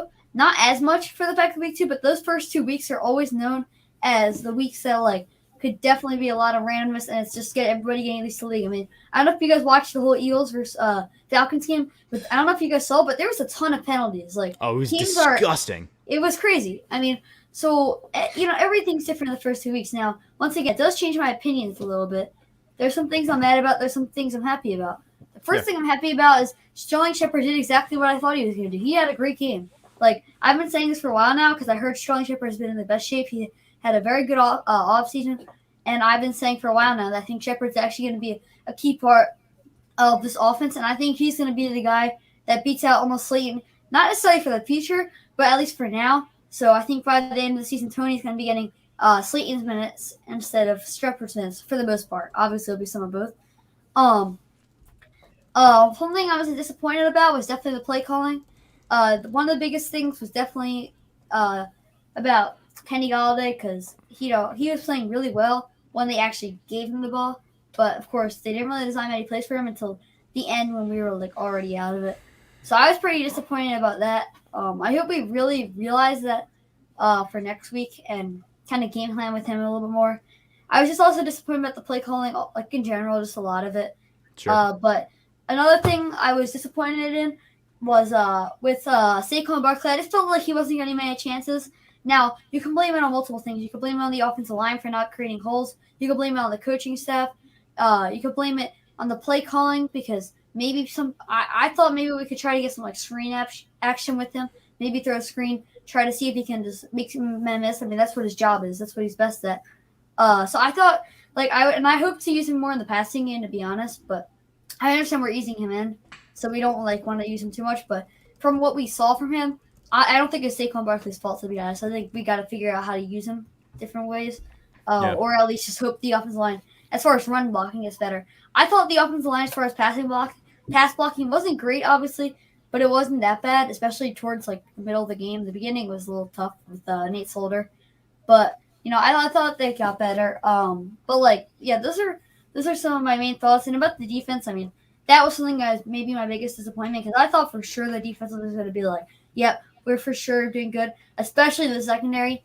Like I had a feeling maybe some of our passers would struggle, which did happen, but I thought for sure the secondary wouldn't have any problems, especially on those like 39s where we were like really good last year. Like we didn't let none of that nonsense happen, but this game we just had to happen. I think we'll get better, but I was a little disappointed on that.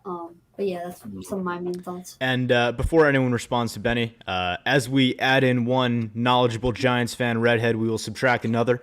So I will see you guys later. It's been good to talk to you. Everyone, take a deep breath. I'll see you for week 2. I'll see you on Thursday for the Washington game. Adios. All right, then. Peace out, Nate. Have a good one. Ash, anything to say to Benny? No, I agree with a lot of stuff you said, Benny. You know, Benny, I always rock with your takes. Like nobody expected the Packers to get blown out the way they did. Yeah. And I think if you go in week 18 or week 14 and you play the Saints again, I don't think that happens again. Same thing. Like it was kind of like the San Francisco game last year. Like we got blown out by San Francisco, but let's be real. Like last year around like when we were heating up, you really think we would play that way against San Francisco again? Nah, probably not. But my thing is just like I see around the league, you have to put points on the board.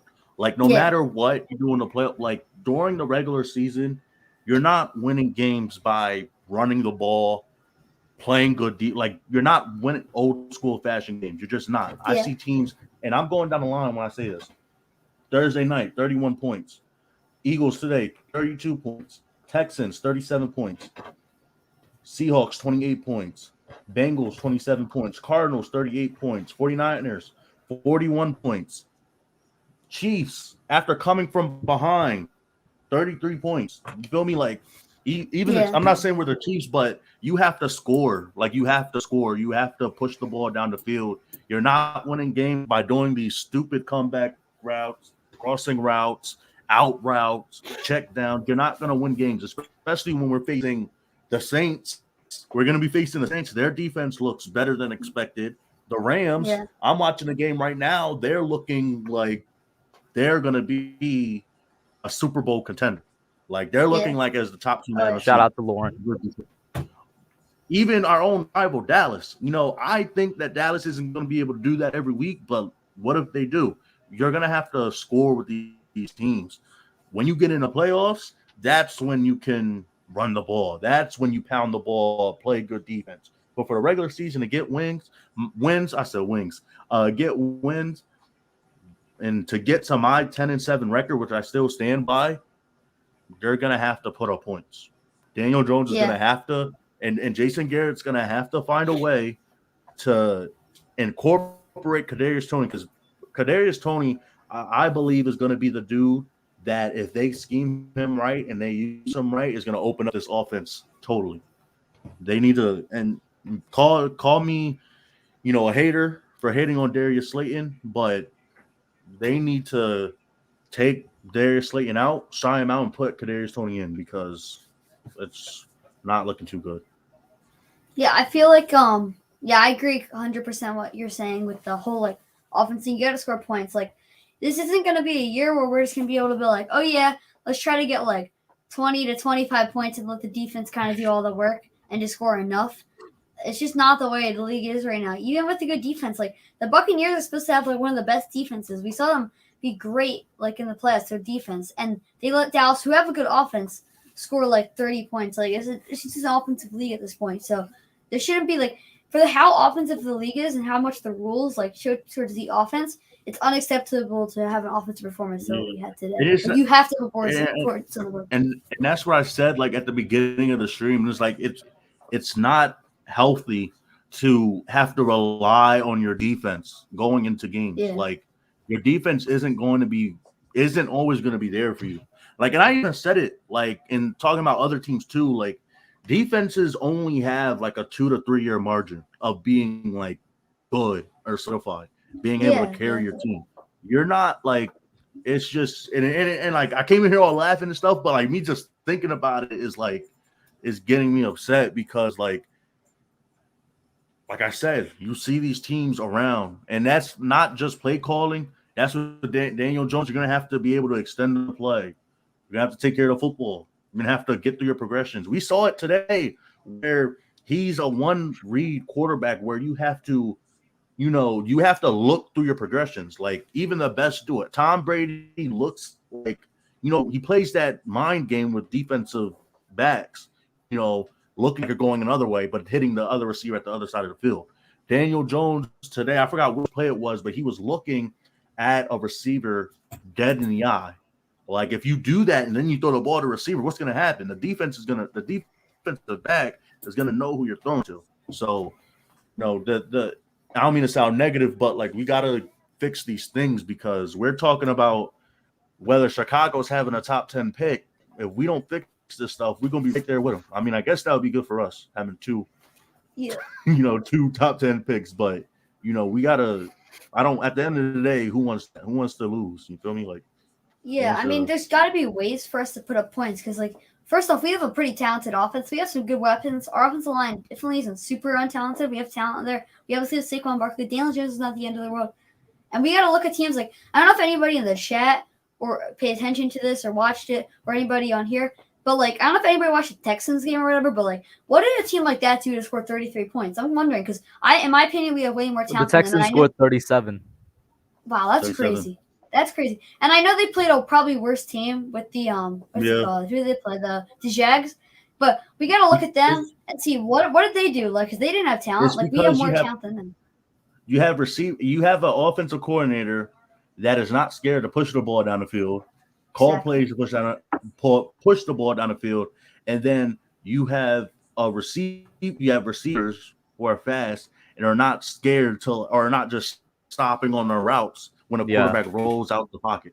They continued with their routes. You saw with Brandon Cooks today. Like Tyrod Taylor rolled out the pocket on 3rd and 1, rolled out the pocket on 3rd and 1 and threw a heave to Brandon Cooks on 3rd and 1 when he just has to just cross the first down line. Yeah. I feel like if we can get this run game done with Saquon Barkley, it will look a lot better. But for now, it's not going, and we got to figure out how we exactly want to do that. I mean, I don't know. Maybe we should try like more outside runs. There wasn't much outside runs. I feel like that could be an option. Once again, the screen game could be an option. Daniel Jones, obviously, he needs to learn how to slide. But if he does, then I'm not afraid to start running more like run pass options. I mean, we saw how deadly he was with it last year, and that was with Wayne Gallman, who defenses are not even close to as scared of as Saquon Barkley. So, there's like this run options and all.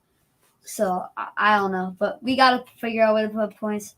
We got to figure out how to it's just also those stupid plays. Just don't it's like 3rd and 9, and they'll just let them just get open. Like we got to stop that. We got to figure out ways how to get pressure and also continue to hold our hold the coverage. I mean, it's unacceptable. Like I don't know if I think it was what was it, 4th and 7? Like that they got converted or something? Yeah, they converted. I remember it was like a 4th down where they got like 15 yards on the conversion or something crazy like that. Mm-hmm. Teddy Bridgewater literally looked like what we would be facing if the Broncos traded for Deshaun Watson. That's what we made him look like. Like we couldn't tackle him when we had no contain at all. It was just ridiculous. I will say the last thought before I pop you out though. The one thing that I'm really happy about though is I know we at the end of the game let that one really long run. Well, other than that, our run defense was actually really good. I really enjoyed watching that. So we had some good run defensive plays, and then I guess the only other thing, the other main thing for positive for me was the offensive pass blocking. Even if it wasn't amazing, it was better than I expected actually, and also parts of our receiving game. Especially Shepard the entire game and Galladay at the end. So yeah, those are my biggest positives there. To end it on a happy note. Benny, thank you for calling in, man. Have a good one, bro. Guys, go over to check out Football Talk with Benny is the name, same channel, man. Ash, how long can you stay on for? Can you stay on for the entire stream or not? Yeah, I'm good. I bet. I'm gonna pop Logan in next, along with Authentic, because I want to get another trio here to go with the caller. So Authentic, what's up, man? Logan, what's up, man? What's good, fam? It's good, I think. Why you ask what's good and then Logan breaks down?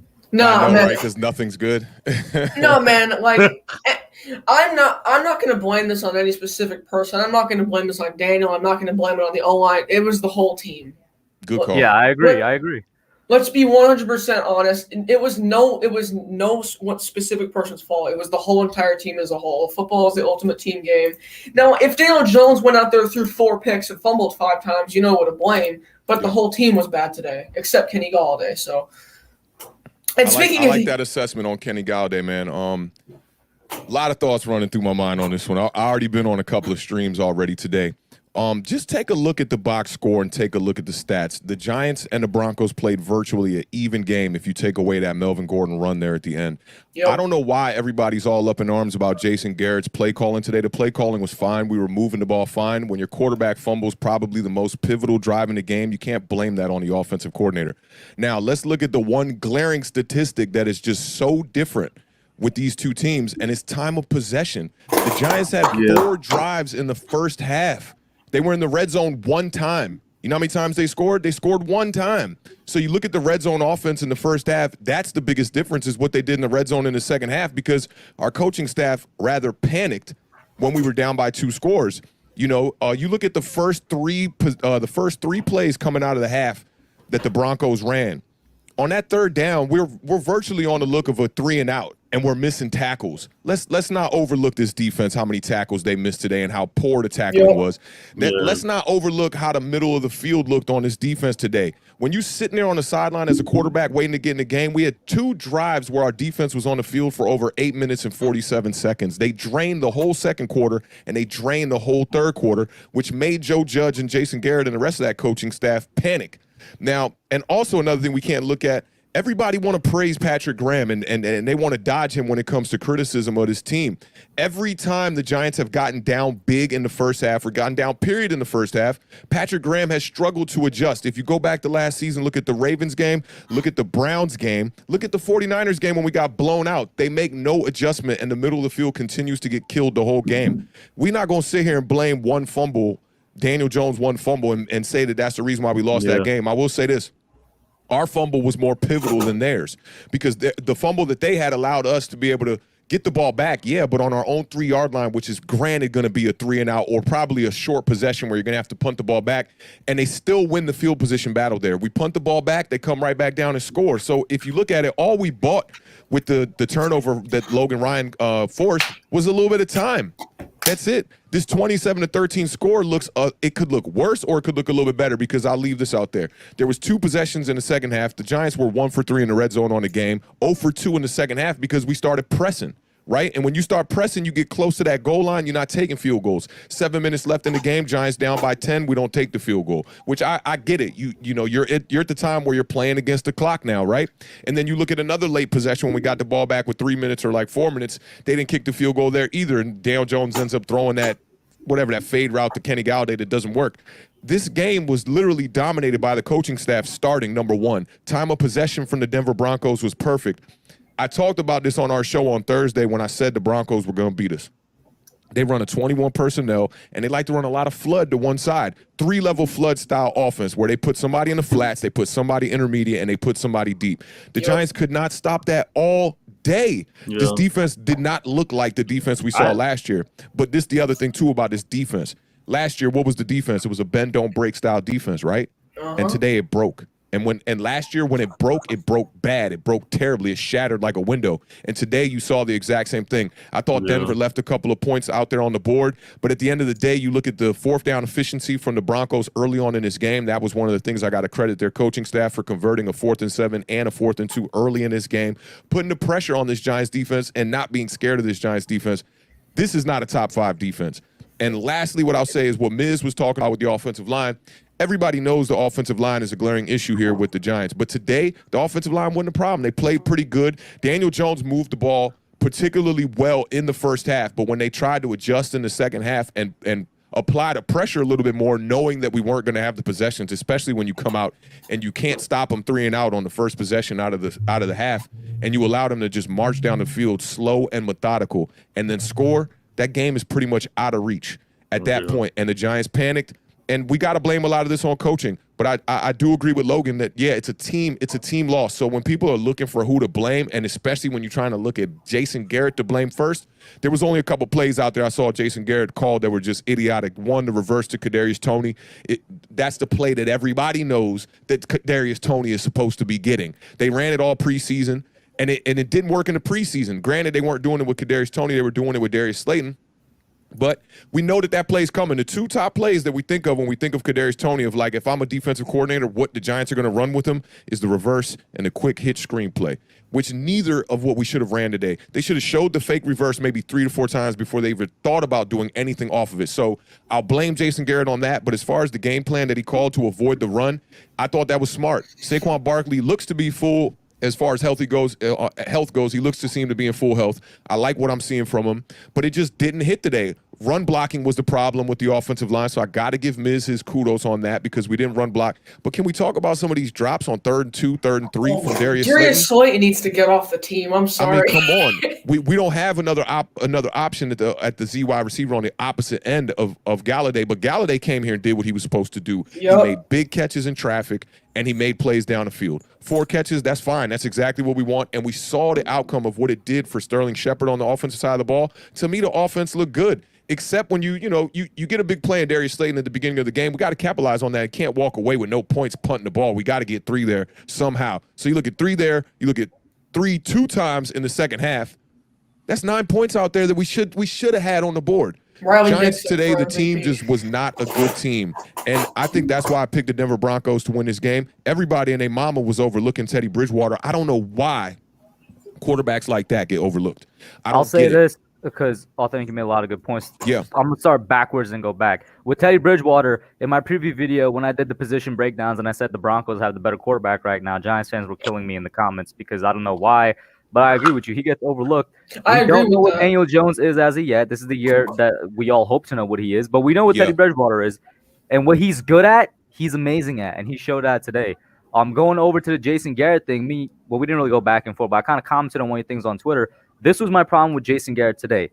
Why did you wait until the 4th quarter to use Kenny Galladay? I was just about to say that. Why did you not use him more I don't think it was a wait target? until. I mean, you can't forget that the quarterback has to throw the ball to who's open. I agree with you there. So with Kenny Galladay, he's a decoy for half the time he's out there on the field. Why are you only targeting him once, though? Once. He's one covered. target in the entire first half. Let me ask you this. Did Kenny Galladay make any catches where he wasn't covered today? No. Well, But he's covered all game. I'm great you said that, but that's what we know him to do. He's like one of the best 50-50 contested man in the – this is – and one of my main problems where I got annoyed with him, but I agree with you for the most part. He called a good game. We were moving the ball. Sterling Shepard got the touchdown, and it was better than what I saw last year. I'll give him that. Where I got really annoyed with him was when we got that ball on the 3-yard line. On that 3rd and 9, in my head, I'm like, you got to go to Galladay. I know he's matched up one-on-one at Fuller. Throw it up. At least try and go to him. Don't throw it in the But think about what you're saying there. You know, we call them 50-50 balls for a reason. Yeah. Because 50% of the time, the defender can make a play on it. I hear you. The play was designed I don't think that when you're backed up on your own 3-yard line, it's a good time to try to make a big play on 3rd and 9. I'll agree with that. Okay. You know, I think that some of the other play calling was a little sketchy. I think the red zone play calling when they went to the fade route to Kyle Rudolph, that sequence of plays was not the greatest. A terrible game. This man could not catch anything. We overhyped him. I know he was blocking, but he couldn't catch. We overhyped him, you know, and I think you know, when speaking on the Giants fan base, like I love me some Giants, right? And I love anybody that supports the Giants. But let's just keep it 100 when we talk about these kind of quarterbacks. The Giants fan base is saying that Jalen Hurts is garbage. Jalen Hurts looked amazing good today. Let's just keep it funky. Jalen Hurts is a playmaker. Let's keep it funky. You saw when he got hit on the arm today? Mm-hmm. Did the ball come out? No. You see what I'm saying? Exactly. You know what's hilarious about that? When my stream started at 4:00 today, obviously the game started at 4:25. The first thing I said when I hopped in, I was like, Eagles fans, I'm gonna give y'all some credit. Jalen Hurts looked amazing today. Kudos, man. And we should have expected that as Giants fans. Everybody knew that coming into this game that if we were going to win this game, I picked the Broncos to win this game like 24-17 or something like that, right? Mm-hmm. On our parlay show this morning, I changed my mind because I'm like, I can't come out week 1 not rooting for my team, like just feeling like let's get fired up and let's get this dub, right? But in my heart, I knew that the Broncos were going to keep this game to be a low-scoring game for the Giants offense because, we could run down the league and say offense wins games, but Look at how Miami won today, right? Every team is not going to go out here and just win games by blowing people out with offense, especially when your quarterback is sitting on the sideline for the most portion of the first half. Let me get this the super chat, then I'll go down to the next one I want to get to. Tudo for $5 super chat. Thank you as usual. He says, salute Giants Pisani. Drop by your office to pay the proper respects, and for all Giants fans around the world, slap all the Eagles fans losers. Well, they were winners today. They're the only NFC East team to win a game in week 1. The next one I wanted to get to was something I said earlier, and I even said in my preview game. The defense was bad before they got gassed. From the beginning, Liz was saying it was gassed. I know. Missing from the tackles. beginning of the game, I was calling it with Kid Blue as usual. I said this because I thought it was going to be a slight concern. I was like, hey, yo, they're not really wrapping up their tackles. I hope they fix that as the game goes on. I noticed that on a couple of drives, and I kept repeating it, and it killed us on that touchdown to the guy whose name I can't pronounce, Albert O, and then it continued to kill us after they got gassed. But my thing is, the defense was bad from the beginning, and then when they got gassed, it got worse. That's what it was. You know what else was making me very frustrated today? One of the fastest players on our team, Mr. 429 Adoree Jackson, was getting cooked left and right. KJ Hamler was getting was cooked left and right. The one over the top where Hamler was wide open, that was on X-Man. That was on Xavier McKinney. You could tell that he was supposed to have coverage over the top on that one.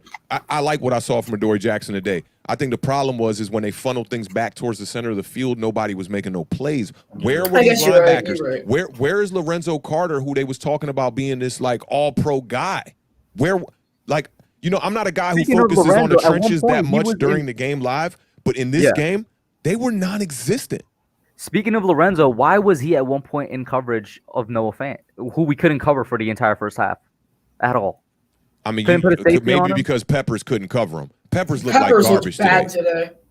Yeah, and I'm a die on that OBJ hill. Everybody talking about, Peppers is the reason why we won that trade. Bro, nobody won that trade yet. Nobody won that trade yet. I'll repeat it again. Because look at Peppers out here getting cooked, looking like a poor version of Landon Collins. Landon Collins used to get cooked by wide receivers and running backs. Jabril Peppers is getting cooked by Noah Fant. Did you see when Noah Fant took his helmet off on the sideline? He looks like a left tackle, bro. Yo, he was balding. He's a big dude, man. He's a big dude, bro. He ran a 4.4, man. Did Fant run a 4.4? Man, that's impressive. Yeah, he was like that's impressive. He was pretty fast.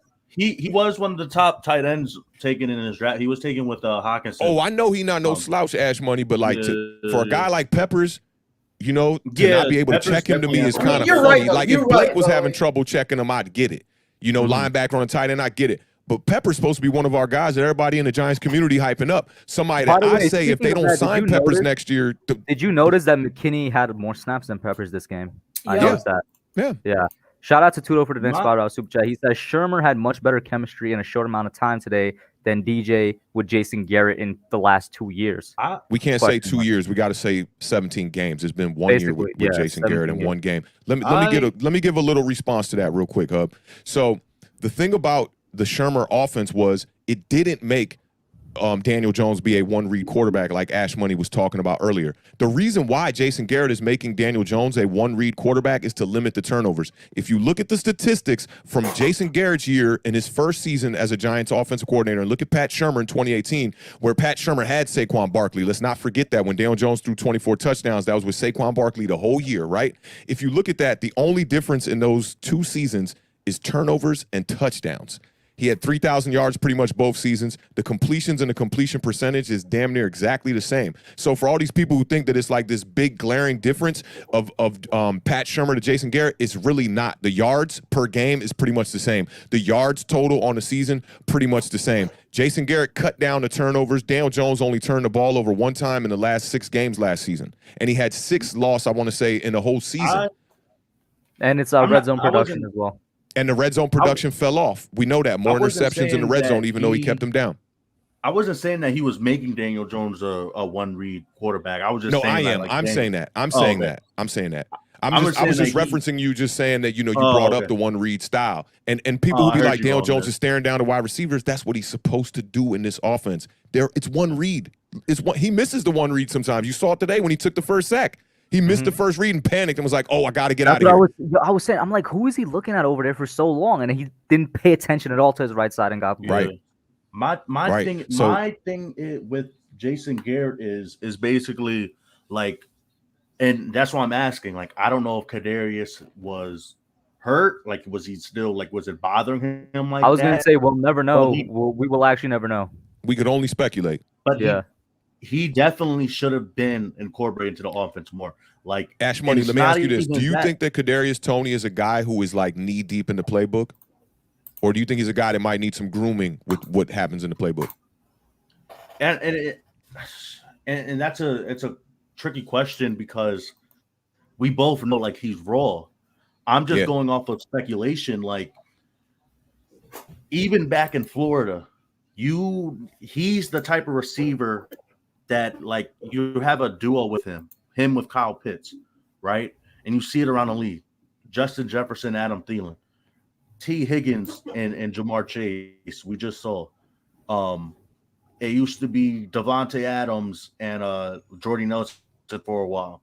You know, I'm trying to think of some others, but to me, Darius Slayton is not that guy to work well with Kenny Golladay. You meant it. Kenny Golladay is supposed to be a decoy. He's supposed to. Okay. Y'all hear me? We lost you for a second. Y'all hear me? No, we hear you. Okay, but I'm saying Kenny Golladay is supposed to be like that decoy. There's Kenny and Kadarius are supposed to work hand in hand as a decoy. One's supposed to take the attention away from the other, no matter what defensive play. One of them is going to get open. To me, I don't see Darius Slayton like that, and it's just a bunch of stuff. And Kadarius, I do believe he would have opened up this offense way much more. I agree with you. I agree with you on that. But the reason why I asked the question is because there's a chemistry thing there too, and also just knowing what's going on. And Kadarius Toney has not been here for camp. I knew it was going to start slow like this. And the thing about Darius Slayton on the edge, right? What's Darius Slayton's best route? The post route to me. To me, it's the 9. Every time you see Darius Slayton catching it, he catches the 9 on the sideline, right? But let's say it's the post route, still another vertical route, right? Vertical routes like that make you have to put the safeties over the top. You know it's a safety over the top on Golladay, right? So that's how Slayton got open like that. That safety get over the top a little bit late, you're going to get that 9 route, right? And it should open up things underneath. But then when you're not catching the comeback routes that people love to clown Jason Garrett for, when you can't catch the comeback route and the 5-yard out and the 3-yard slant, now teams are just going to leave that stuff in front of you. They don't care no more. That's not a threat like it was when we had a guy like OBJ. OBJ get that slant, and I dare you be 3 yards off him. Yeah. Let me get this super chat. Let me just get the super chat, Ash. Shout out to Tudo for the $5 super chat. He says, we were able to watch the entire game a second time around, and Giants lost today's game due to lack of effort on all 3 phases. I'm not sure if I'd say lack of effort, but I think we could all agree all three phases. All 3 phases. The lack of, I know that's like a saying in football, lack of effort, but listen, man, if you go out there with lack of effort, you're about to get your head taken off. So I agree with you on that. All 3 phases look pretty bad. I didn't really get a good gauge of the special teams, to be honest, because, I just think like this, man. Like, you got to finish the half strong. You got to finish the half strong, and you got to start the third quarter strong, and that's really where they lost the game. And to me, it was defensively first, and then second, it was Daniel Jones' turnover. You turn it over at a pivotal time when we're down by 10 points, where we need that score there so that we can hope the defense makes a stop, which they didn't do all day. This defense was getting sliced up. I don't know what Teddy Bridgewater finished. I got it here, I think. I think it was almost 300 yards. What was the completions like? 28 of 36. Come on, man. 8 passes hit the ground. They had a fumble too. It just didn't hurt them as much. It was a field position change thing. The Giants did what they were supposed to do in this game, but the defense didn't do what they were supposed to do. I'll keep it 100. With Jason Garrett, there's things that I expect. I've watched him for a year. I kind of know what kind of game plan he's trying to develop. He's trying to develop a verticals game plan that starts and is predicated off the comeback. A lot of teams do it successfully. If you look at the Cowboys and the Bucs game, they actually ran those schemes themselves during that game a lot. You saw a lot of short stuff, and then when you saw Dak Prescott try to open it up and go down the field to CeeDee Lamb, it got intercepted. But with the Bucs, that's how they got Antonio Brown open. You're setting them up with those comeback routes, but those routes have to be a threat. Jason Garrett can't go out there and run the route for Darius Slayton. Yeah, that's why I'm saying, like, I feel like Kadarius Toney would just be much better. And I do think it's a chemistry thing now that I think about it, because, like, even, like, when we look, and we're not at the Giants facility, but we Yeah. do see Kadarius and Kenny bonding like really well, and Mm-hmm. maybe we'll see after these weeks come and go. But I just think Kadarius is a much like he's that type of receiver that can change a game, to make a game change. Definitely. To me, Darius Slayton is just not it, and I've just been like that for a while, and I call a lot of heat fat, but Yeah. I've just been like that for a while. Like, People seem to like Darius Slayton a lot. And, I know a lot of people hate on Evan Ingram and the drops and all that, but he would have been much better served than Kyle Rudolph in the game today.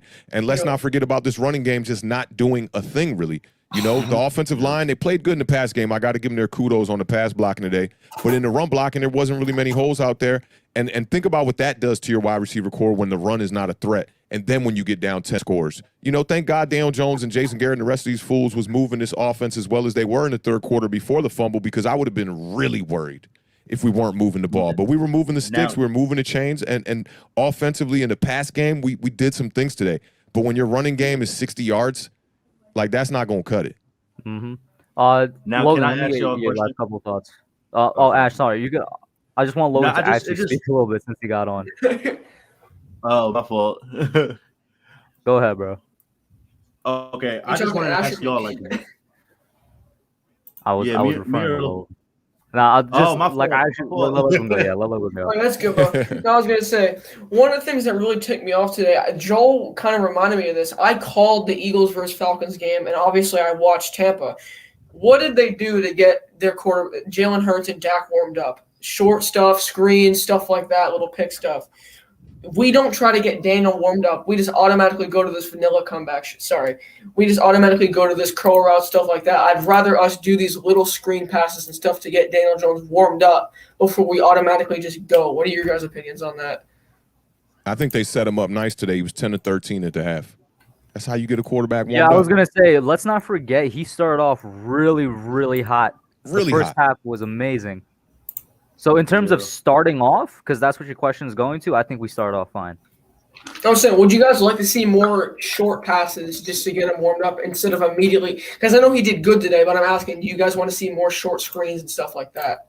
The screen game definitely has to be a thing that we've been lacking. I think there was only one screen pass today to Saquon Barkley. It was the one where everyone on Twitter was screaming, "Galladay's wide open."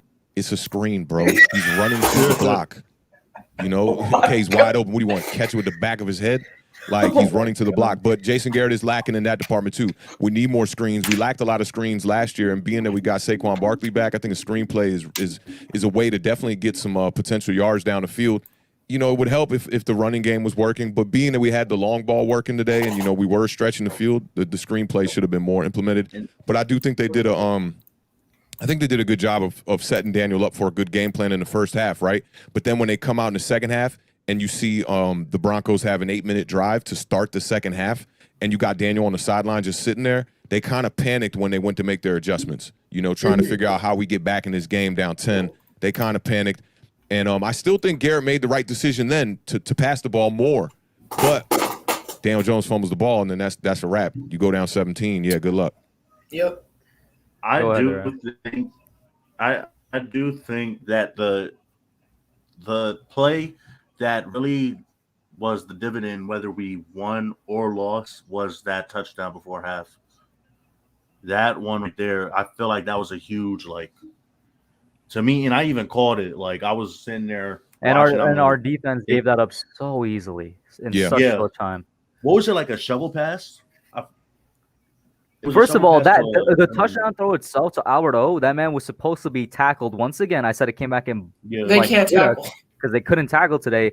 Blake missed the tackle before the line of scrimmage because it was a 4th down play, and then he got passed, and I was like, all right, fine, we're gonna get 4 more downs, but then he stretches and gets the touchdown. So yeah, a lot of those plays were just so tough. Like, they're just right there to make the tackle, and then they just slip the tackle, and you're just like, man, like, this.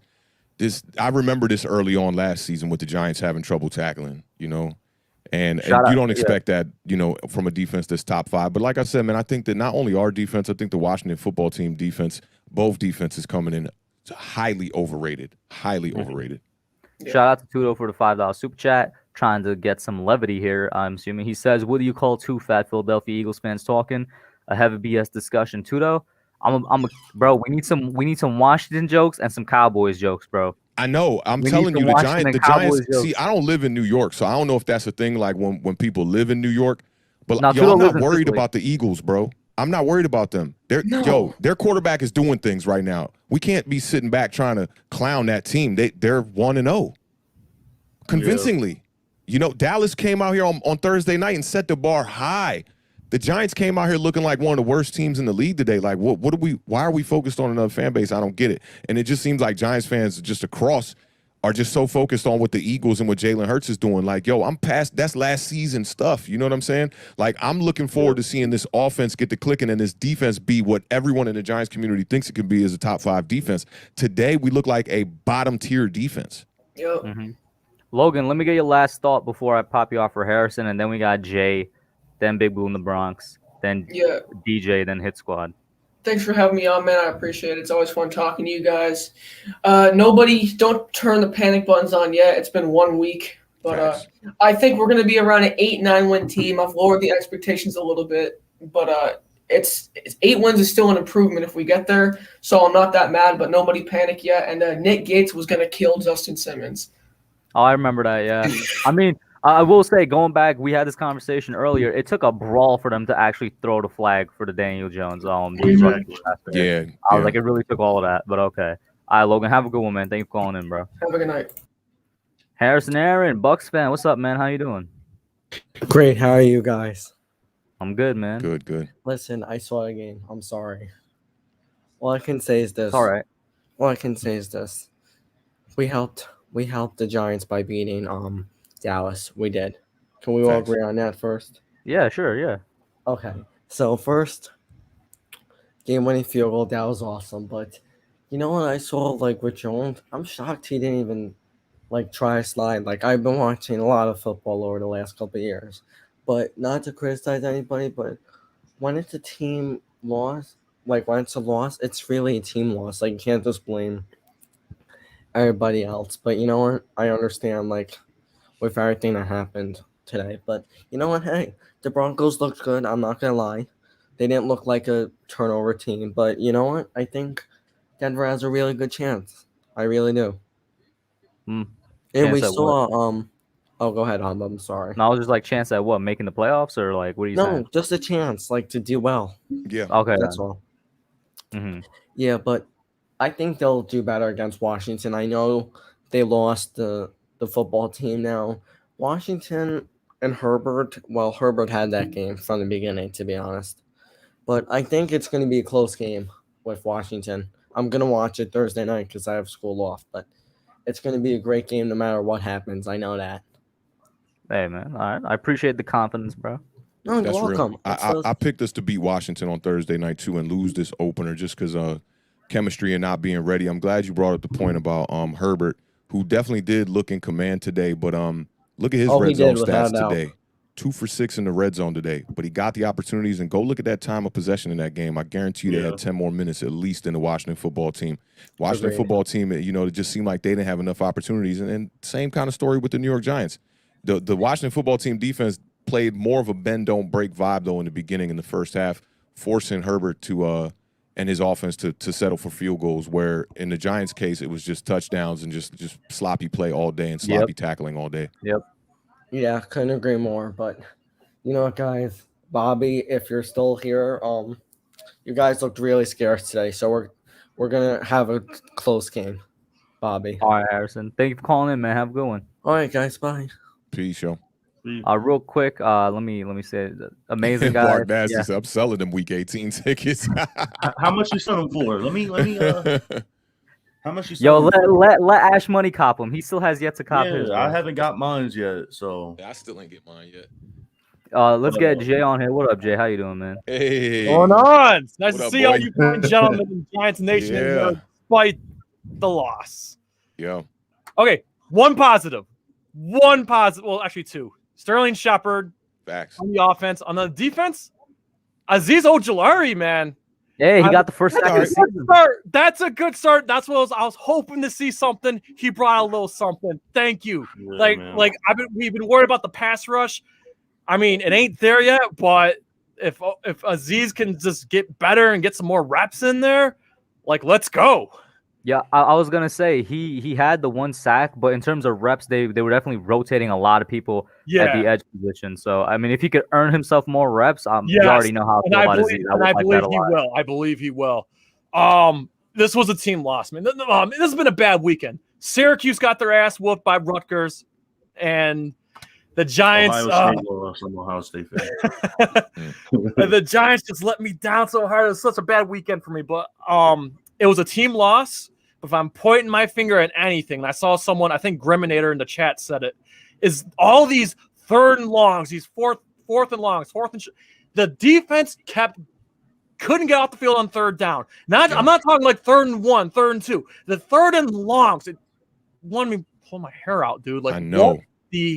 And a couple that were barely like not converted. Like it'd be like 3rd and 17, they get 15. I'm just looking around like, are you kidding me?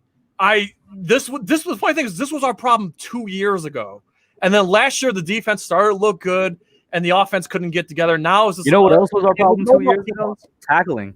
Tackling, was our problem 2 years ago. Tackling is a big reason why teams don't get off the field on 3rd down. And then Pat Shurmur just made the whole team his prison wife. Just saying, he's licking his chops right now. He got his revenge. Congrats to Pat Shurmur. He's facts. Yeah. And he like I said, he knows Daniel Jones, he knows Saquon Barkley, he knows Shepard, he knows most of that offense. Like, now that I think about it, I'm not surprised that Shurmur had a game plan, and he pretty much caught the Giants with their pants down, you know? Yeah.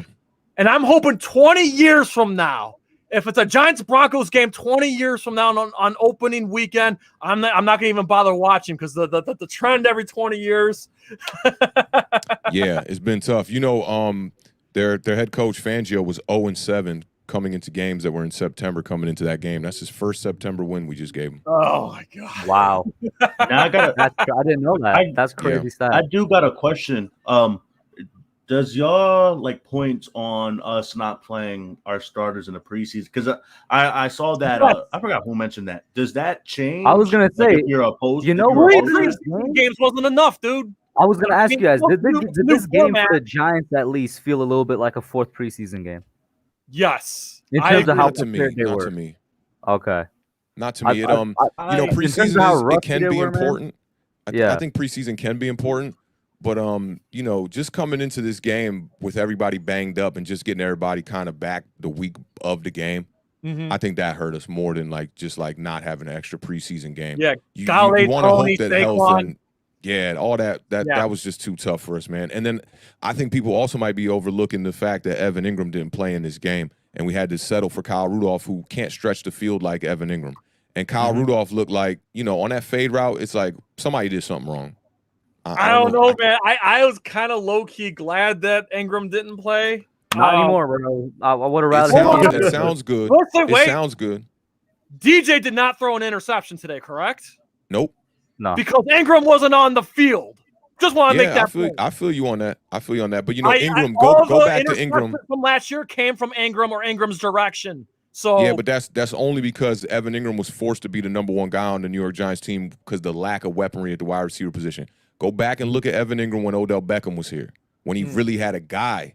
He's a weapon. He can stretch the field. It goes back to what Ash Money was saying about Darius Slayton. Sometimes these guys got to be decoys. And then when they're not decoys, sometimes somebody going to be one-on-one with a linebacker. I'll take Evan Ingram one-on-one with the linebacker every time.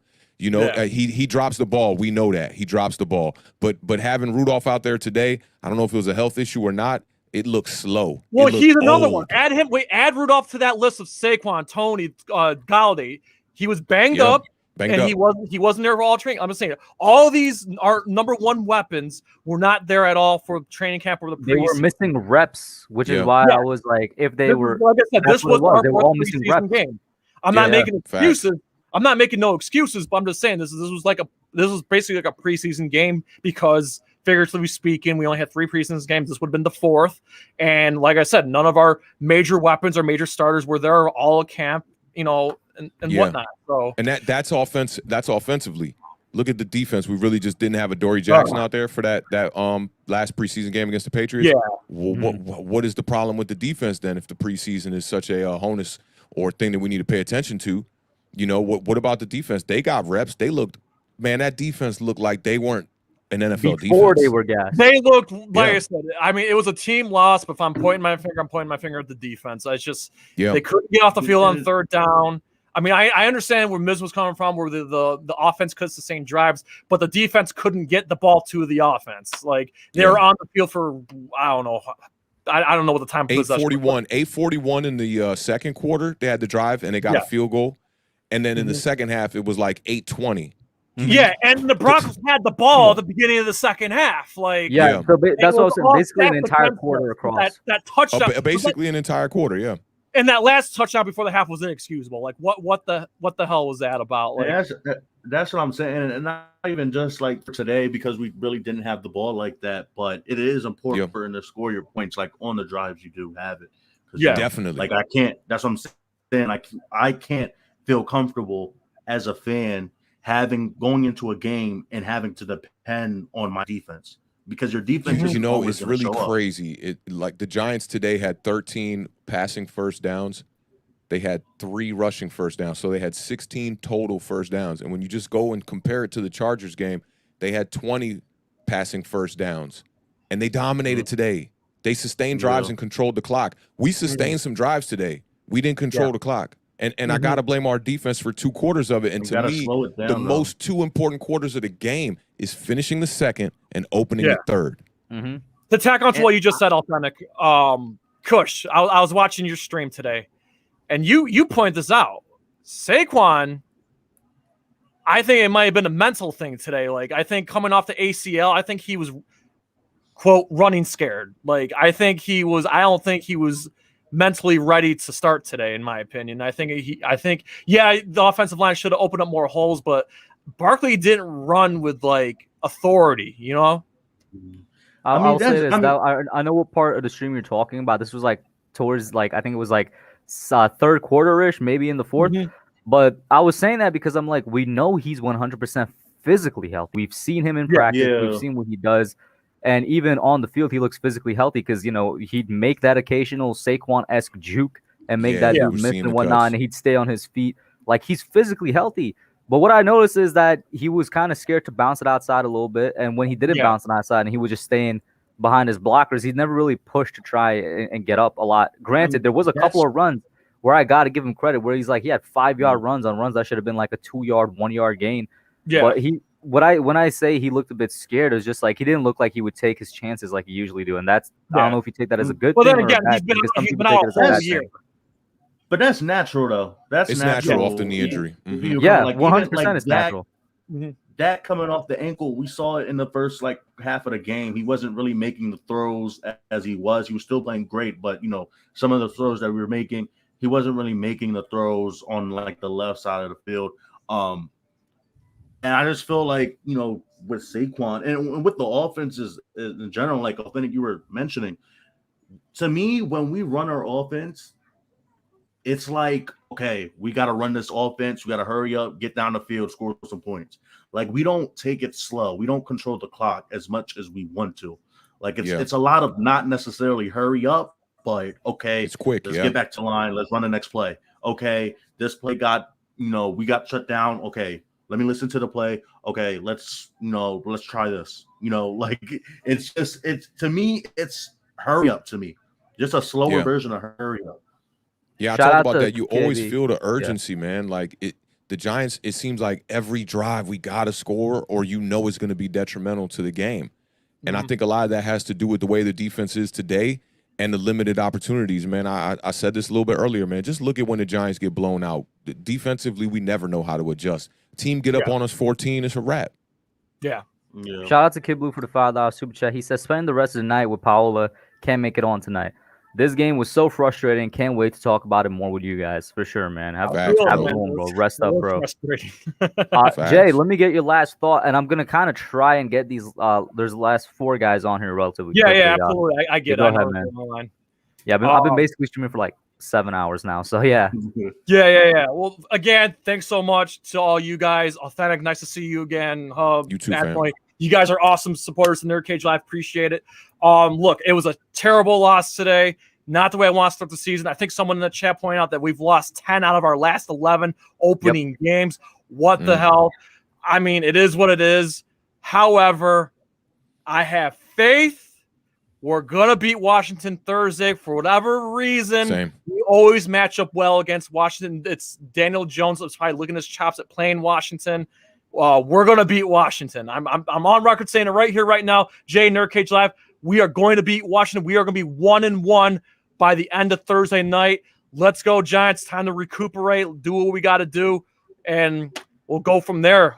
Again, sub up the hub, Ash Money, Authentic, and pick up the color of us. It's a fantastic thank you, man. record. I'm about to go for my 4-mile run, and I'm going to be listening to it. And of course, if you can, sub up Nerdcage Live for all your movie and comic and video game talk and all that good stuff. So everybody in Giants Nation, thank you so much. Have a good night, and let's go Giants Thursday night.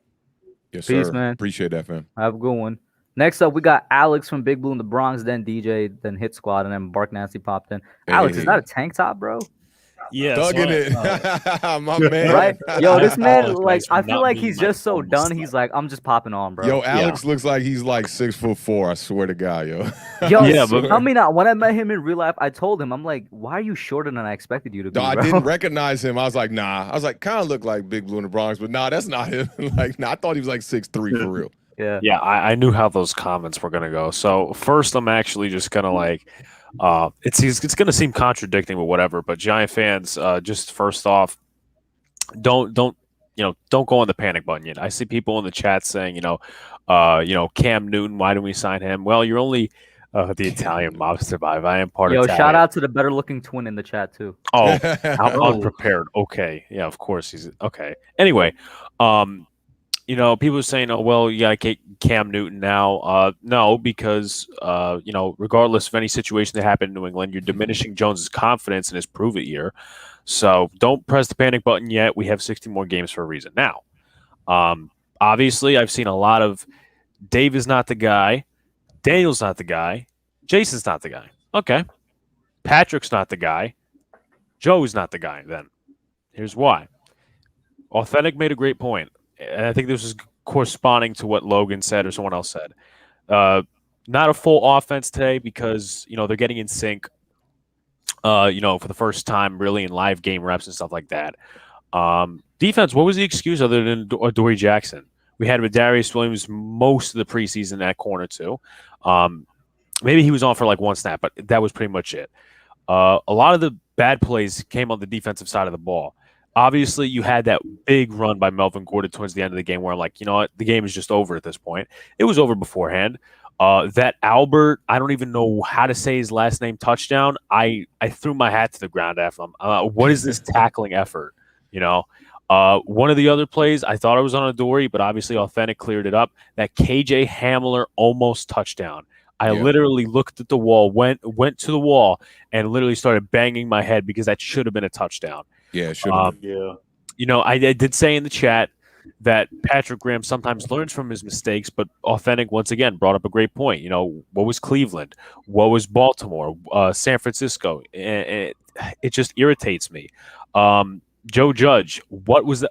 Don't give me the answer of, it's an emotional thing. No, you either pull a ref to the side or not. I get it. It wasn't close towards the end of the game. Sure, whatever. But what if it was? That timeout's gone. So you have to know the rules there. And I'm like, why is there a challenge flag out? What is he doing? I've seen games where like refs will actually give the timeout back, but they didn't. And you know what? Joe learns a lesson right there. You can't do that. That's a rookie head coaching mistake. Yeah. Also something we got to look at if the people want to blame. And once again, like everybody has pretty much called into here and said, this is a team loss. This ain't anybody, just flat across the board. It's everybody. The hell was I going to say? If everyone's complaining about, Jason Garrett did this, not. Well, we're in the second year of Joe Judge now. And with that being said, this is happening under him. You don't like something Patrick Graham is doing. You don't like something Jason Garrett's doing. You don't like something like that. Well, who's the head coach? We've been, honestly, good point. A lot of other people have been giving Judge passes, and same thing with Patrick Graham and all the head coaching stuff and whatever. But this is winning time. And I understand, once again, like I said at the beginning of my tangent, we got 60 more games to go. It's got to fall on everybody. because it's Dave's fault, it's this one's fault. No, flat across the board. I thought Daniel did a great job in the first half. Second half wasn't so good. I didn't really think that Jason Garrett did a bad job today. I think the execution was a little poor. The once again, Authentic brought up a great point about that 3-yard line stuff. And I don't know. I think that's pretty much my rant, or at least my tangent. But I'd like to add on to what you said about Joe Judge. And I said this earlier in the stream as well. One thing we forget is that Garrett still has to run his plays and offensive plan by Judge. So for people, including myself, that sometimes get hard on Garrett, but like I'm stating it now, because I remember every now and then, Judge still approves these game plans. Same thing goes for the defense. Like he approves the defensive game plan, which today obviously was trash. You know what I'm saying? It still runs through him because he's still the head coach. Yeah, and and just from what I'm seeing, and listen, I'm not a film guy. I've never played football professionally, whatever. But even once again, over the middle, and just even on some of these play action routes, Teddy was buying time. He's a game manager, as we all said he was. But there were plays where James Bradbury was getting beat. There were plays where Logan Ryan was getting beat. There were plays where Drew Peppers covering Noah Fant was getting beat. So there was just no good thing overall. And, it just got frustrating after a while. It kind of brings me back to the Chicago game last year where the Giants could not absolutely get off on 3rd and 4th down. Yeah. Especially the long distances. I'm like, this is 4th and 7. Why are they going for it? But hell, they had a game plan, so they had every right to cross us up there. Obviously, Authentic was comparing it to the Washington Chargers game. I didn't get that game. I got the Jets-Panthers game. But he compared it to, the way Washington and the Chargers were playing. But, we'll see. I still have some hope for Thursday. Once again, my hope's not diminished for this season. But, if there's a fault, it falls on everybody at this point. And I'm trying to stay hopeful, of course. And I know that there's other people in the studio and you guys want to get your thoughts in as well, reacting to mine. But I just don't know that this was the right start, especially with the tackling and the poor defense and stuff like that. So it has to evolve, and I'll let it evolve. But this wasn't the greatest start. Yeah, I agree with pretty much every point you just said there, man. You just got to find a way to just be effective, man. And I think as fans, defensively, it was the last thing that we thought how this team would collapse today would be defensively. We didn't think that. We thought this defense would keep us in this game. Even if the offense was struggling like last year, offense was struggling a lot last year, and we were getting multiple opportunities for the offense to try to put points on the board.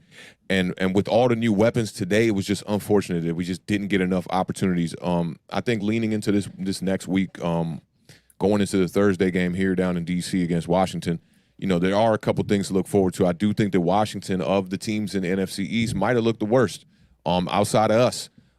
Defensively, they played the bend don't break vibe today too, but they also allowed the Chargers to get down there into the red zone 6 times. The Chargers would not capitalize. I don't know what it was. They were 2 for 6 in the red zone today, settling for field goals all day, but still ended up winning the game pretty convincingly.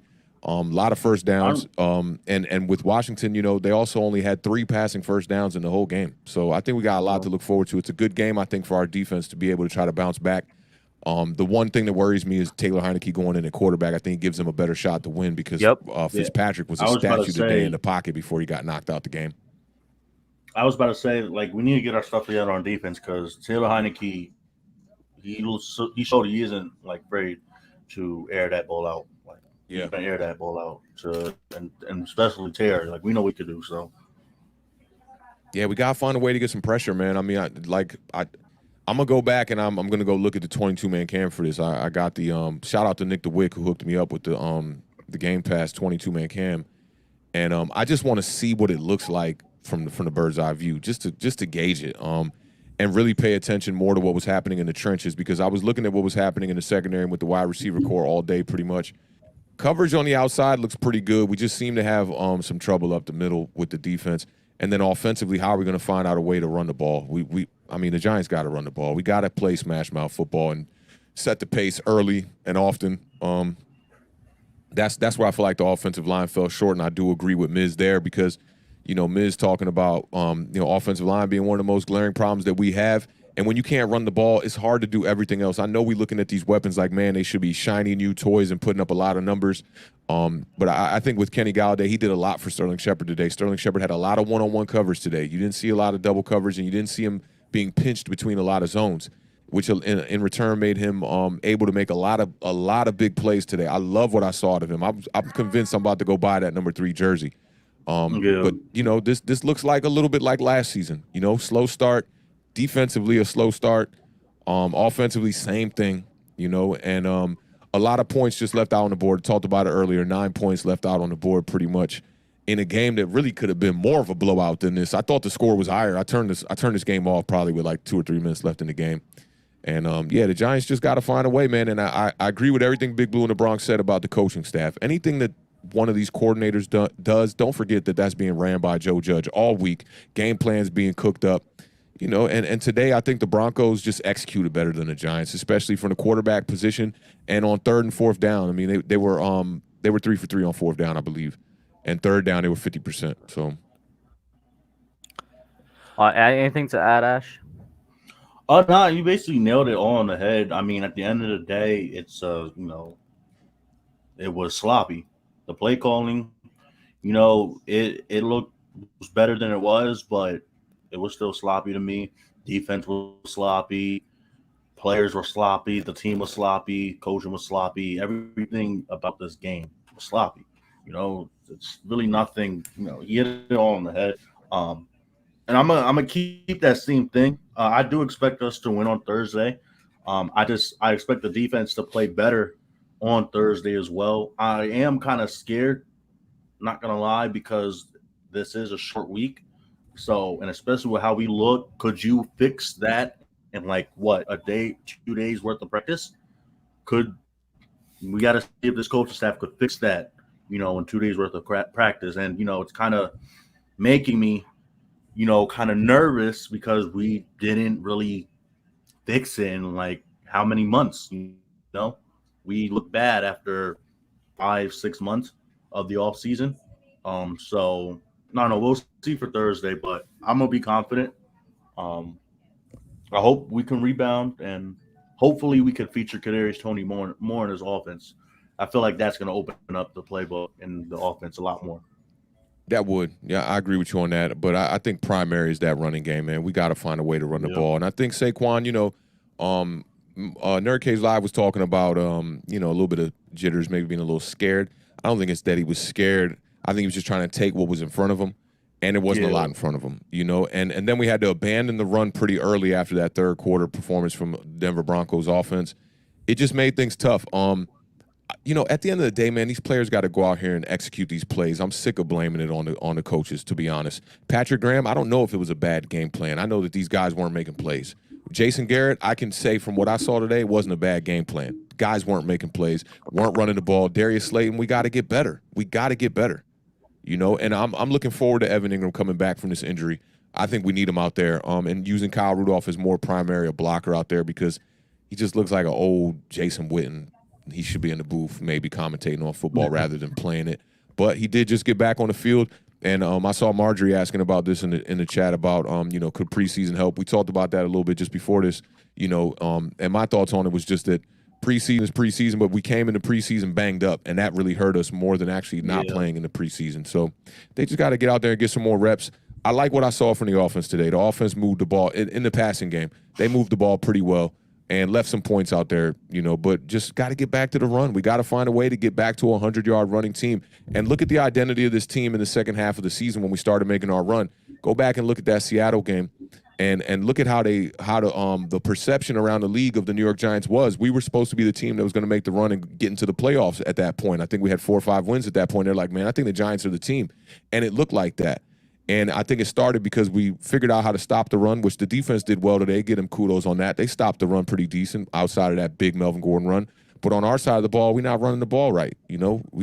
Even with a guy like Wayne Gallman and with a guy like Devonta Freeman last season, we were able to get positive yards and stay around that 80, 90-yard mark, which in return got us, kept us in football games. Today we had to abandon the run too early and rely on the pass. And it didn't hurt us that much. Daniel Jones, no interceptions. The fumble was just costly. It's just not at the right time. But the stats of this game look very, very, very similar. In the end, same amount of possessions, but their possessions were more lengthy, and they lasted longer on the field and kept our quarterback on the sideline and made our defense eventually get gassed. So when it came time to make plays in the fourth quarter, they couldn't make plays. I think we're muted, Hub. Yeah, I was about to say. Okay, I was muted. Shout out to Tudo for the $5 super chat. He says, "My father is defending Big Fat Getty. He gave everything to Judge to make it work. All the cap this year and the next 2 years." I think he's referring to we will have no kind of cap space the next 2 years because of the contracts. Yeah. That is some. I mean, I don't want to look at the worst case scenario, but let's not do that. Shout out to Tana in the chat as well. Salute, Tana. Alex, just because, like I said, I'm trying to get everybody in and out here, man. Any other question before I let you go, bro? Just some quick points. Someone brought up, and obviously Tudo brung up a little bit of that. Just reminded me of something. Shout outs to a guy I met at FanFest, the Mage. He said on Twitter, and it got a lot of flack this week. Why don't we blame? Why don't we go after Belichick like we do Gettleman? Well, obviously Belichick's a good coach. And, we, as I said earlier, we've really been, sugarcoating the whole Joe Judge experience so far. It's, once again, his fault if this team fails, just like it is anybody else's. In terms of Ingram, I want him back on the offense. I'm not going to root against him because of what he did last year. I think that's definitely a big part of this offense. Definitely, it could have helped because, Caden Smith and even Kyle Rudolph, if he's healthy, they're not mismatches to linebackers like Evan Ingram is, right. And once again, he's not the number one target. With that being said, also with the O-line, obviously the running game wasn't getting started with Booker, Barkley. However, many times they rushed it. Daniel Jones was the leading rusher. I wouldn't call that necessarily all in the game planning and the play calling, because I would do it like this. Because the first 3 series, Lemieux played left guard. He's primarily a run blocker. Nate Solder, obviously he didn't do great to start, and then they started factoring Parrott in there, whatever. Parrott's also, from my understanding, a pretty good run blocker as well. So I think if they want to have success in the run game, and obviously, once again, they'll have to, if they want Lemieux to be a left guard of the future, they have to let him battle in these pass protection moments. Same thing with Matt Parrott, especially after that one just bad rep. Yeah. They have to let that offensive line play. And I'm all for Bradison. I think he did well at left guard in terms of pass protection. But in my opinion, that's why the running game didn't really get going in the second half, because Bradison was the left guard. His weakness is the running game. And when you have Saquon Barkley in the backfield and you're not going to give him too many carries, but you would like to see some production, I want Lemieux at the left guard position. You guys, the Giants drafted him, and then they once again traded for Bradison. But the offensive line I want to see out there, and I know it's not going to happen because I'm a fan, I want to see Thomas, Lemieux, Gates, Hernandez, and Matt Parrott. Obviously, the rotations are going to continue, and people will obviously share their opinions, but you kind of have to let them battle out their weaknesses, or else you're not truly developing them. Yeah, and I got to run to here. I want to piggyback off that before I get out of here too. You can't blame things on the game plan like 3.3 yards per carry. The Broncos had 8 more carries than the Giants today in this game. The Broncos averaged, let's see here, where's their rushing? 5.9 yards per carry. The Giants, 3.0. That just ain't going to get it done. 20 carries for 60 yards. Whoa. That's ugly. That's very ugly. So Giants got to find a way to run the ball. And as far as homie with the last super chat, Pops is kind of tripping because Dave Gettleman spent a lot of draft capital on this offensive line, a lot of draft capital on this linebacker core, and look at the 2 glaring weaknesses on this Giants team. Exactly. Big Blue in the Bronx. To your points, yeah, and just what Authentic said, I agree. If we're gonna win this game on Thursday, and if we're gonna improve going forward, we're gonna need to establish the run. Authentic has spoken to several links to that throughout the stream so far. It goes without saying. I mean, let's be honest. What do we think the identity of this team was going to be coming into the year offensively? We thought it was going to be a heavy run team. It can't be a heavy run team if you're putting 60 yards a game out there. Whether that means you got to shuffle the line a little bit to get whoever's better at run blocking in there, do it. If it means you got to use a little bit more run by committee, do it, which I thought we were going to be more run by committee than we were this game. Like, Brightwell didn't see the field until I think the fourth quarter. The last drive. It was the last drive, right? So it's like there's certain things you got to do it. But if you're going to be a team that's, going to be a run by committee team, then go ahead and actually commit to being a run by committee team. Don't Don't like dance around it and put 2 guys in for most of the game, especially if those 2 guys aren't producing. Like that's another thing that Judge says. I'm gonna put the best player in there that's gonna be 40 for the offense. Was Gary Brightwell gonna be worse than what we had out there in Saquon and Booker? I don't know, but we didn't see him until the last drive. And maybe it's not a running back thing. We know we had one of the best running backs in the league. Maybe it's an O-line thing, and maybe we just don't have the personnel. They were scrambling just 6 days ago to try to sign offensive linemen, 6-7 days ago. So maybe we just don't have the personnel. But then that's gonna make us figure out whether Jason Garrett can be creative enough to work with these guys to make it work. Saquon Barkley's an incredible back. Today, I didn't see a guy who was unhealthy. I saw a guy who was cutting on the knee. He was running. I think when he was falling to the ground, you saw a bit of a like a padded fall a little bit more from him, just a little bit weary about the knee, especially in the first half. But outside of that, man, he looks to be the same guy he was. He was physically healthy, yes. Yeah, he looked healthy, man. And they just got to find a way to run it. And maybe that means keeping the fullback on the field more. One thing before I go to is I love that chip block that Booker did early in the first half. I want to see more of that. That's Giants football right there, laying people down, pancake blocks on their back. And I mean, that we need some of that. And I don't know what they're going to have to do. Bringing in Evan Ingram might hurt the running game. They got to find a way, man. This roster is not as full and complete as Giants fans thought it was coming into the year. And like I said, man, on Thursday, I picked us to lose this game. So I told people on my Twitter, we go to 0-2. Even at 0-2, don't panic. We're starting off against 2 of the best pass rushes. I know it's hard not to panic with the 0-2 because Giants have been in that hole for a long time.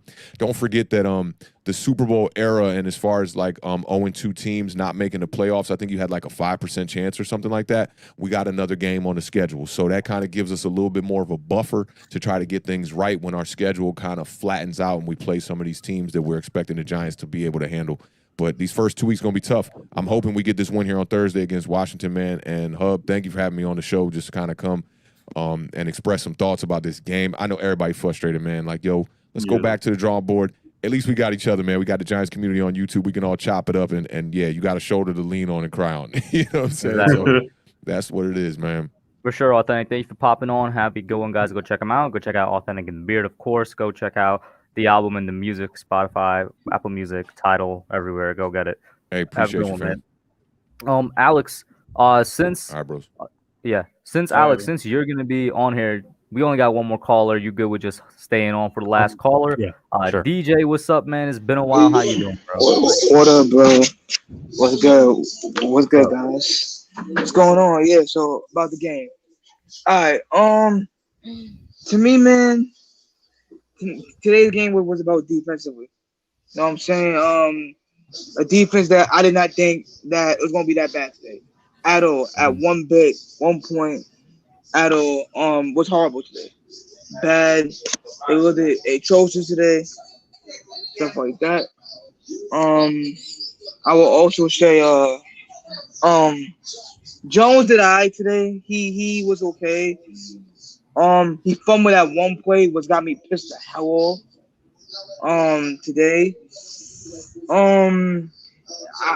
Garrett is on my last pace. This is on my last.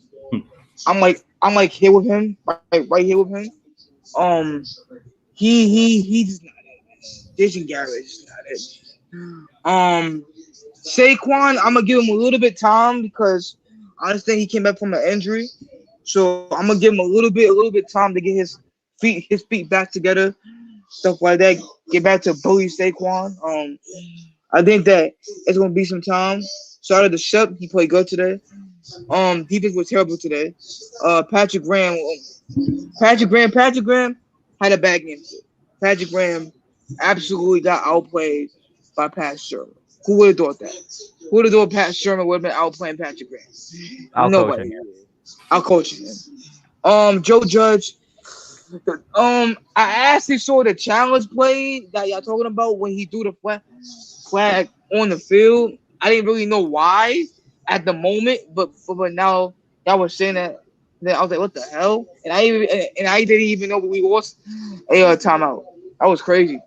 It was a play. This is the thing. He should not have thrown it at all because that's a play that you can't challenge. That's why he automatically lost it. Okay. Yeah, but Daniel was all right. At the end of the day, the defense just got to get back how it was last year. Gotta get back to playing Giants football. Gotta get back to fundamentally sound playing Giants football. Like Joe just said. The fighting Joe just. We did not fight today. We had no fight today at all. We got out coached, out schemed, outplayed. Like we got abused by basically. I'm gonna give Jason Garrett 2 weeks. And then I want him going. I'm gonna give Daniel Jones most likely the whole season just to see how he does. Basically, I'm gonna give Saquon Barkley the whole year to see how he does. The offensive line was okay at some point, but Von Miller had mad like open lanes, mad open sacks. But he's a good player, so I expect him to have some impact in this game. Maybe if like Bradley Chubb was on the field, he probably would have did same thing. You know, but I would say defense was the problem. Jason Garrett has to have a better game plan. I know his play calling was vanilla.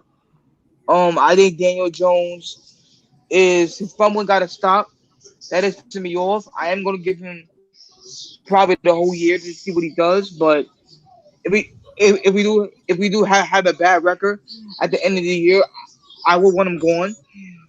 I would one day get him going if we suck this year because he just can't be here no more. How many more chances are you gonna give Dave Gettleman? And honestly, I wasn't even on the Gettleman train at first until speaking to y'all, and then y'all educated me on him. But if we suck this year, man, it's no excuses basically. Like he has to go if we suck this year. I'm just being honest. Dave cannot be Anybody here. want to take a stab at responding first? If like hold on. And then I think yeah. And then I think at the end of the day, Adoree Jackson got cooked. I was surprised about that. Bradbury wasn't Bradbury Island today. That shocked me. We had no pass rush. Oh yeah. We had no pass rush. And I thought about a player that's not here no more. His name is Dalvin Thomas. And listen, I don't want to be that guy, but I somewhat today miss him because I miss him because he was the one that brought that interior pressure a lot when he got do the offensive line. Like Dalvin Thompson basically brought the pressure that had to be creative, or he was a good player basically. I'll say this though. What I mean, The reason and last year when he was on the team with him and Williams, they dominated together. I'll say this, today DJ though, we were good with interior pressure. DJ and Dexter Lawrence were constantly getting interior pressure. It was the pressure on the outside that we couldn't get. So I didn't really miss Dalvin Thompson today because we were getting interior pressure all the time. Yeah, it was mostly outside pressure like edge rushers, not just coming through. You know what I mean? I would say that. But as far as the fans go about panicking and I'm saying that the season's over, and I'm saying that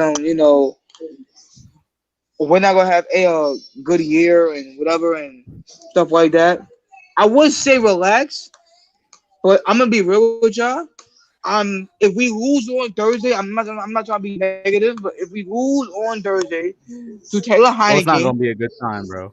It's not gonna be a good time. I wouldn't say panic even after 0-2, but it's now gonna be a little bit concerning now. Because even though you're 0-2, and let's say we do beat Atlanta, because Atlanta defense is ass and garbage and they suck. We still have to play New Orleans at New Orleans. Yeah. We still have to play Dallas at Dallas. And if we can't, and if we start 0-2, you're potentially gonna start like 1-4, because the Saints are a good team. So what happened today? You know what I'm saying with Jameis, stuff like that. Even though I'm not the biggest Jameis Winston fan, but they do have a guy named Sean Payton calling plays. So That's the game we'll probably get out coached by. And and Dallas. Dallas is not that great defensively, but they got Dak and all them weapons they got over there, and they score a lot of points. But I'm not on Dak, but still, he's still a good quarterback. He's not elite, but he's good. So yeah, so I mean, he looked the lead on Thursday, but he we'll see. he did, but I'm saying that's not him all year. That's what I'm saying. Mhm. As far as Jalen Hurts go, I know somebody said Jalen Hurts was great. The Eagles, I gotta wait. I gotta see more. I know it's one game, and he played. He had a good game. He had a respectable game today, but I had to see more. I gotta see the Eagles play a real opponent before I sit here and give them flowers, basically. Yeah. For their Well, win. for me, oh my god, for me, I was just kind of giving them my camera. I was just kind of giving them, a little a little credit for Jalen Hurts because they've been telling me keep my eye out on him, and that's why I gave them the credit. Shout out to Tudo for the $5 super chat. Yeah. He says Yes. if the coaches are not capable of identifying the problems and fix them, and all expensive players are unable to execute, then what? If that's the case for the rest of the season, I'm gonna tell you, bro. I don't think that's gonna be the case for the rest of the season. But that's the situation for a terrible football team. Go ahead, Alex. All right, so Alex, go ahead and comment on my response about everything that I Okay, said. so funny joke, least that. But what was I going to say? So the problem I'm probably going to identify with the Giants, and this is how I predicted the season to go. Worst case scenario, of course. If the Giants win between 6 and 8 games, Dave Gettleman's going to be gone, and Joe Judge is going to be kept, in my opinion. That's just me. Yeah. With that thing comes, oh my God, he's got to deal with a new GM, and then we don't know if he's still the head coach or not. He's the head coach of the future and stuff like that. So that once again, that comes to the plan of you either clean house or you don't get rid of anybody. But if they win 4 or 5 games, 6 games, that Joe Judge is gone. Everybody's gone. Once again, obviously, that's why I try to be optimistic at times because I'm not trying to go down to the hole again. But with that being said, these players need to execute. These players need to execute. It's not always the GM. It's not always the coaches. They try to preach and put the best in these players as possible, but it's for them to execute. Like Adoree obviously was cooked a couple of times today. James Bradbury, in my opinion, didn't look his best coming off of a Pro Bowl season last year. There's a lot of players that did not look their best today, and it's basically once again an everybody problem. Same here. I agree. Hub and Ash, you got something to reply to my saying? I was just saying, like, you basically hit like everything on the head, bro. Yeah. Adjustments really do got to be made, and I Basically, think it's about how we rebound. I put that on my Instagram story. It's about how you rebound.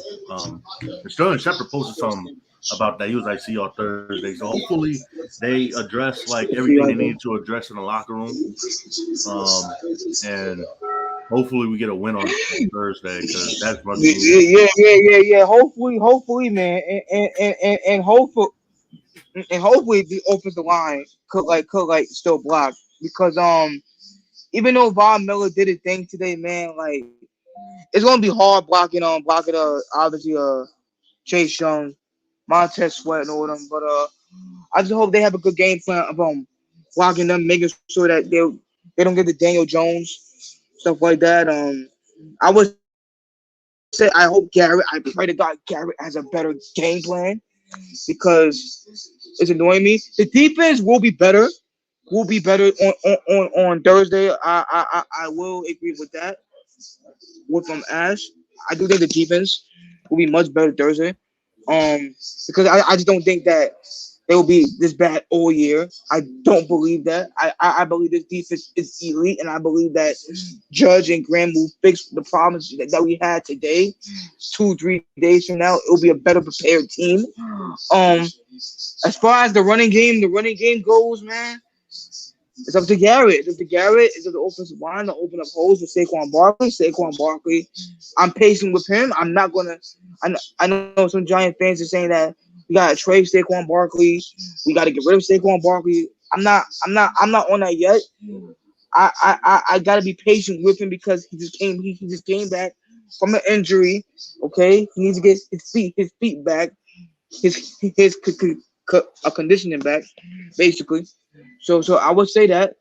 And really, it's on Garrett. It's on Garrett how to use Darius Tony, how to use Kenny Galladay, how to use Sterling Shepard, how to use Evan Ingram when he comes back from injury, how to use all these pieces together on one team and how to utilize them.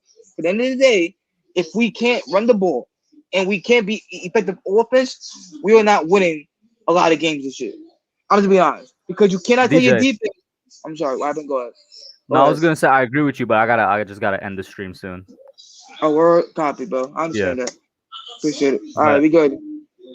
Oh no, I was Ivan? gonna say you could finish your point, but I was like, Okay. I just All right, go. You about to wrap up? Yeah, go. All right. Nah. So I was saying that so he has to learn how to use all these players, and basically I'm gonna just end my point and then be out. Basically what I was saying was that the defense is not gonna carry us all year long. Like games against the Cowboys, games against the Saints, game against Patrick Mahomes, game against Tom Brady. Maybe the Chargers at the end of the year. Like games like those that has a lot of weapons and a lot of weapon offensive arsenals on the field. You can't expect the defense to hold them down to 15, 20 points. Maybe they could, couple teams, but come on, it's gonna be hard stopping them offenses on when fully healthy and for a attack. So I need Garrett to get his play calling better because it's gonna be games where he's gonna need to put up 27, 30, 33, 34 points in a game where is it basically a shootout. You know what I'm saying? So I would say he needs to work on his offensive passing game better, his running game better, so that we can score a lot of points efficiently. Feel me? Because if we're not scoring a lot of points efficiently, we're not winning a lot of games. I'm being honest. For real. But anyways, we out. Hub. thank you for calling in, man. And Ash, I'm out. And go Giants. Hope we win Thursday, man. Bet go Giants, bro. Peace out, man. That's gonna be it for tonight, guys. 2.5 hours here, basically 3.5 hours on the game. I'm tired. I'm beat. I gotta go eat some dinner.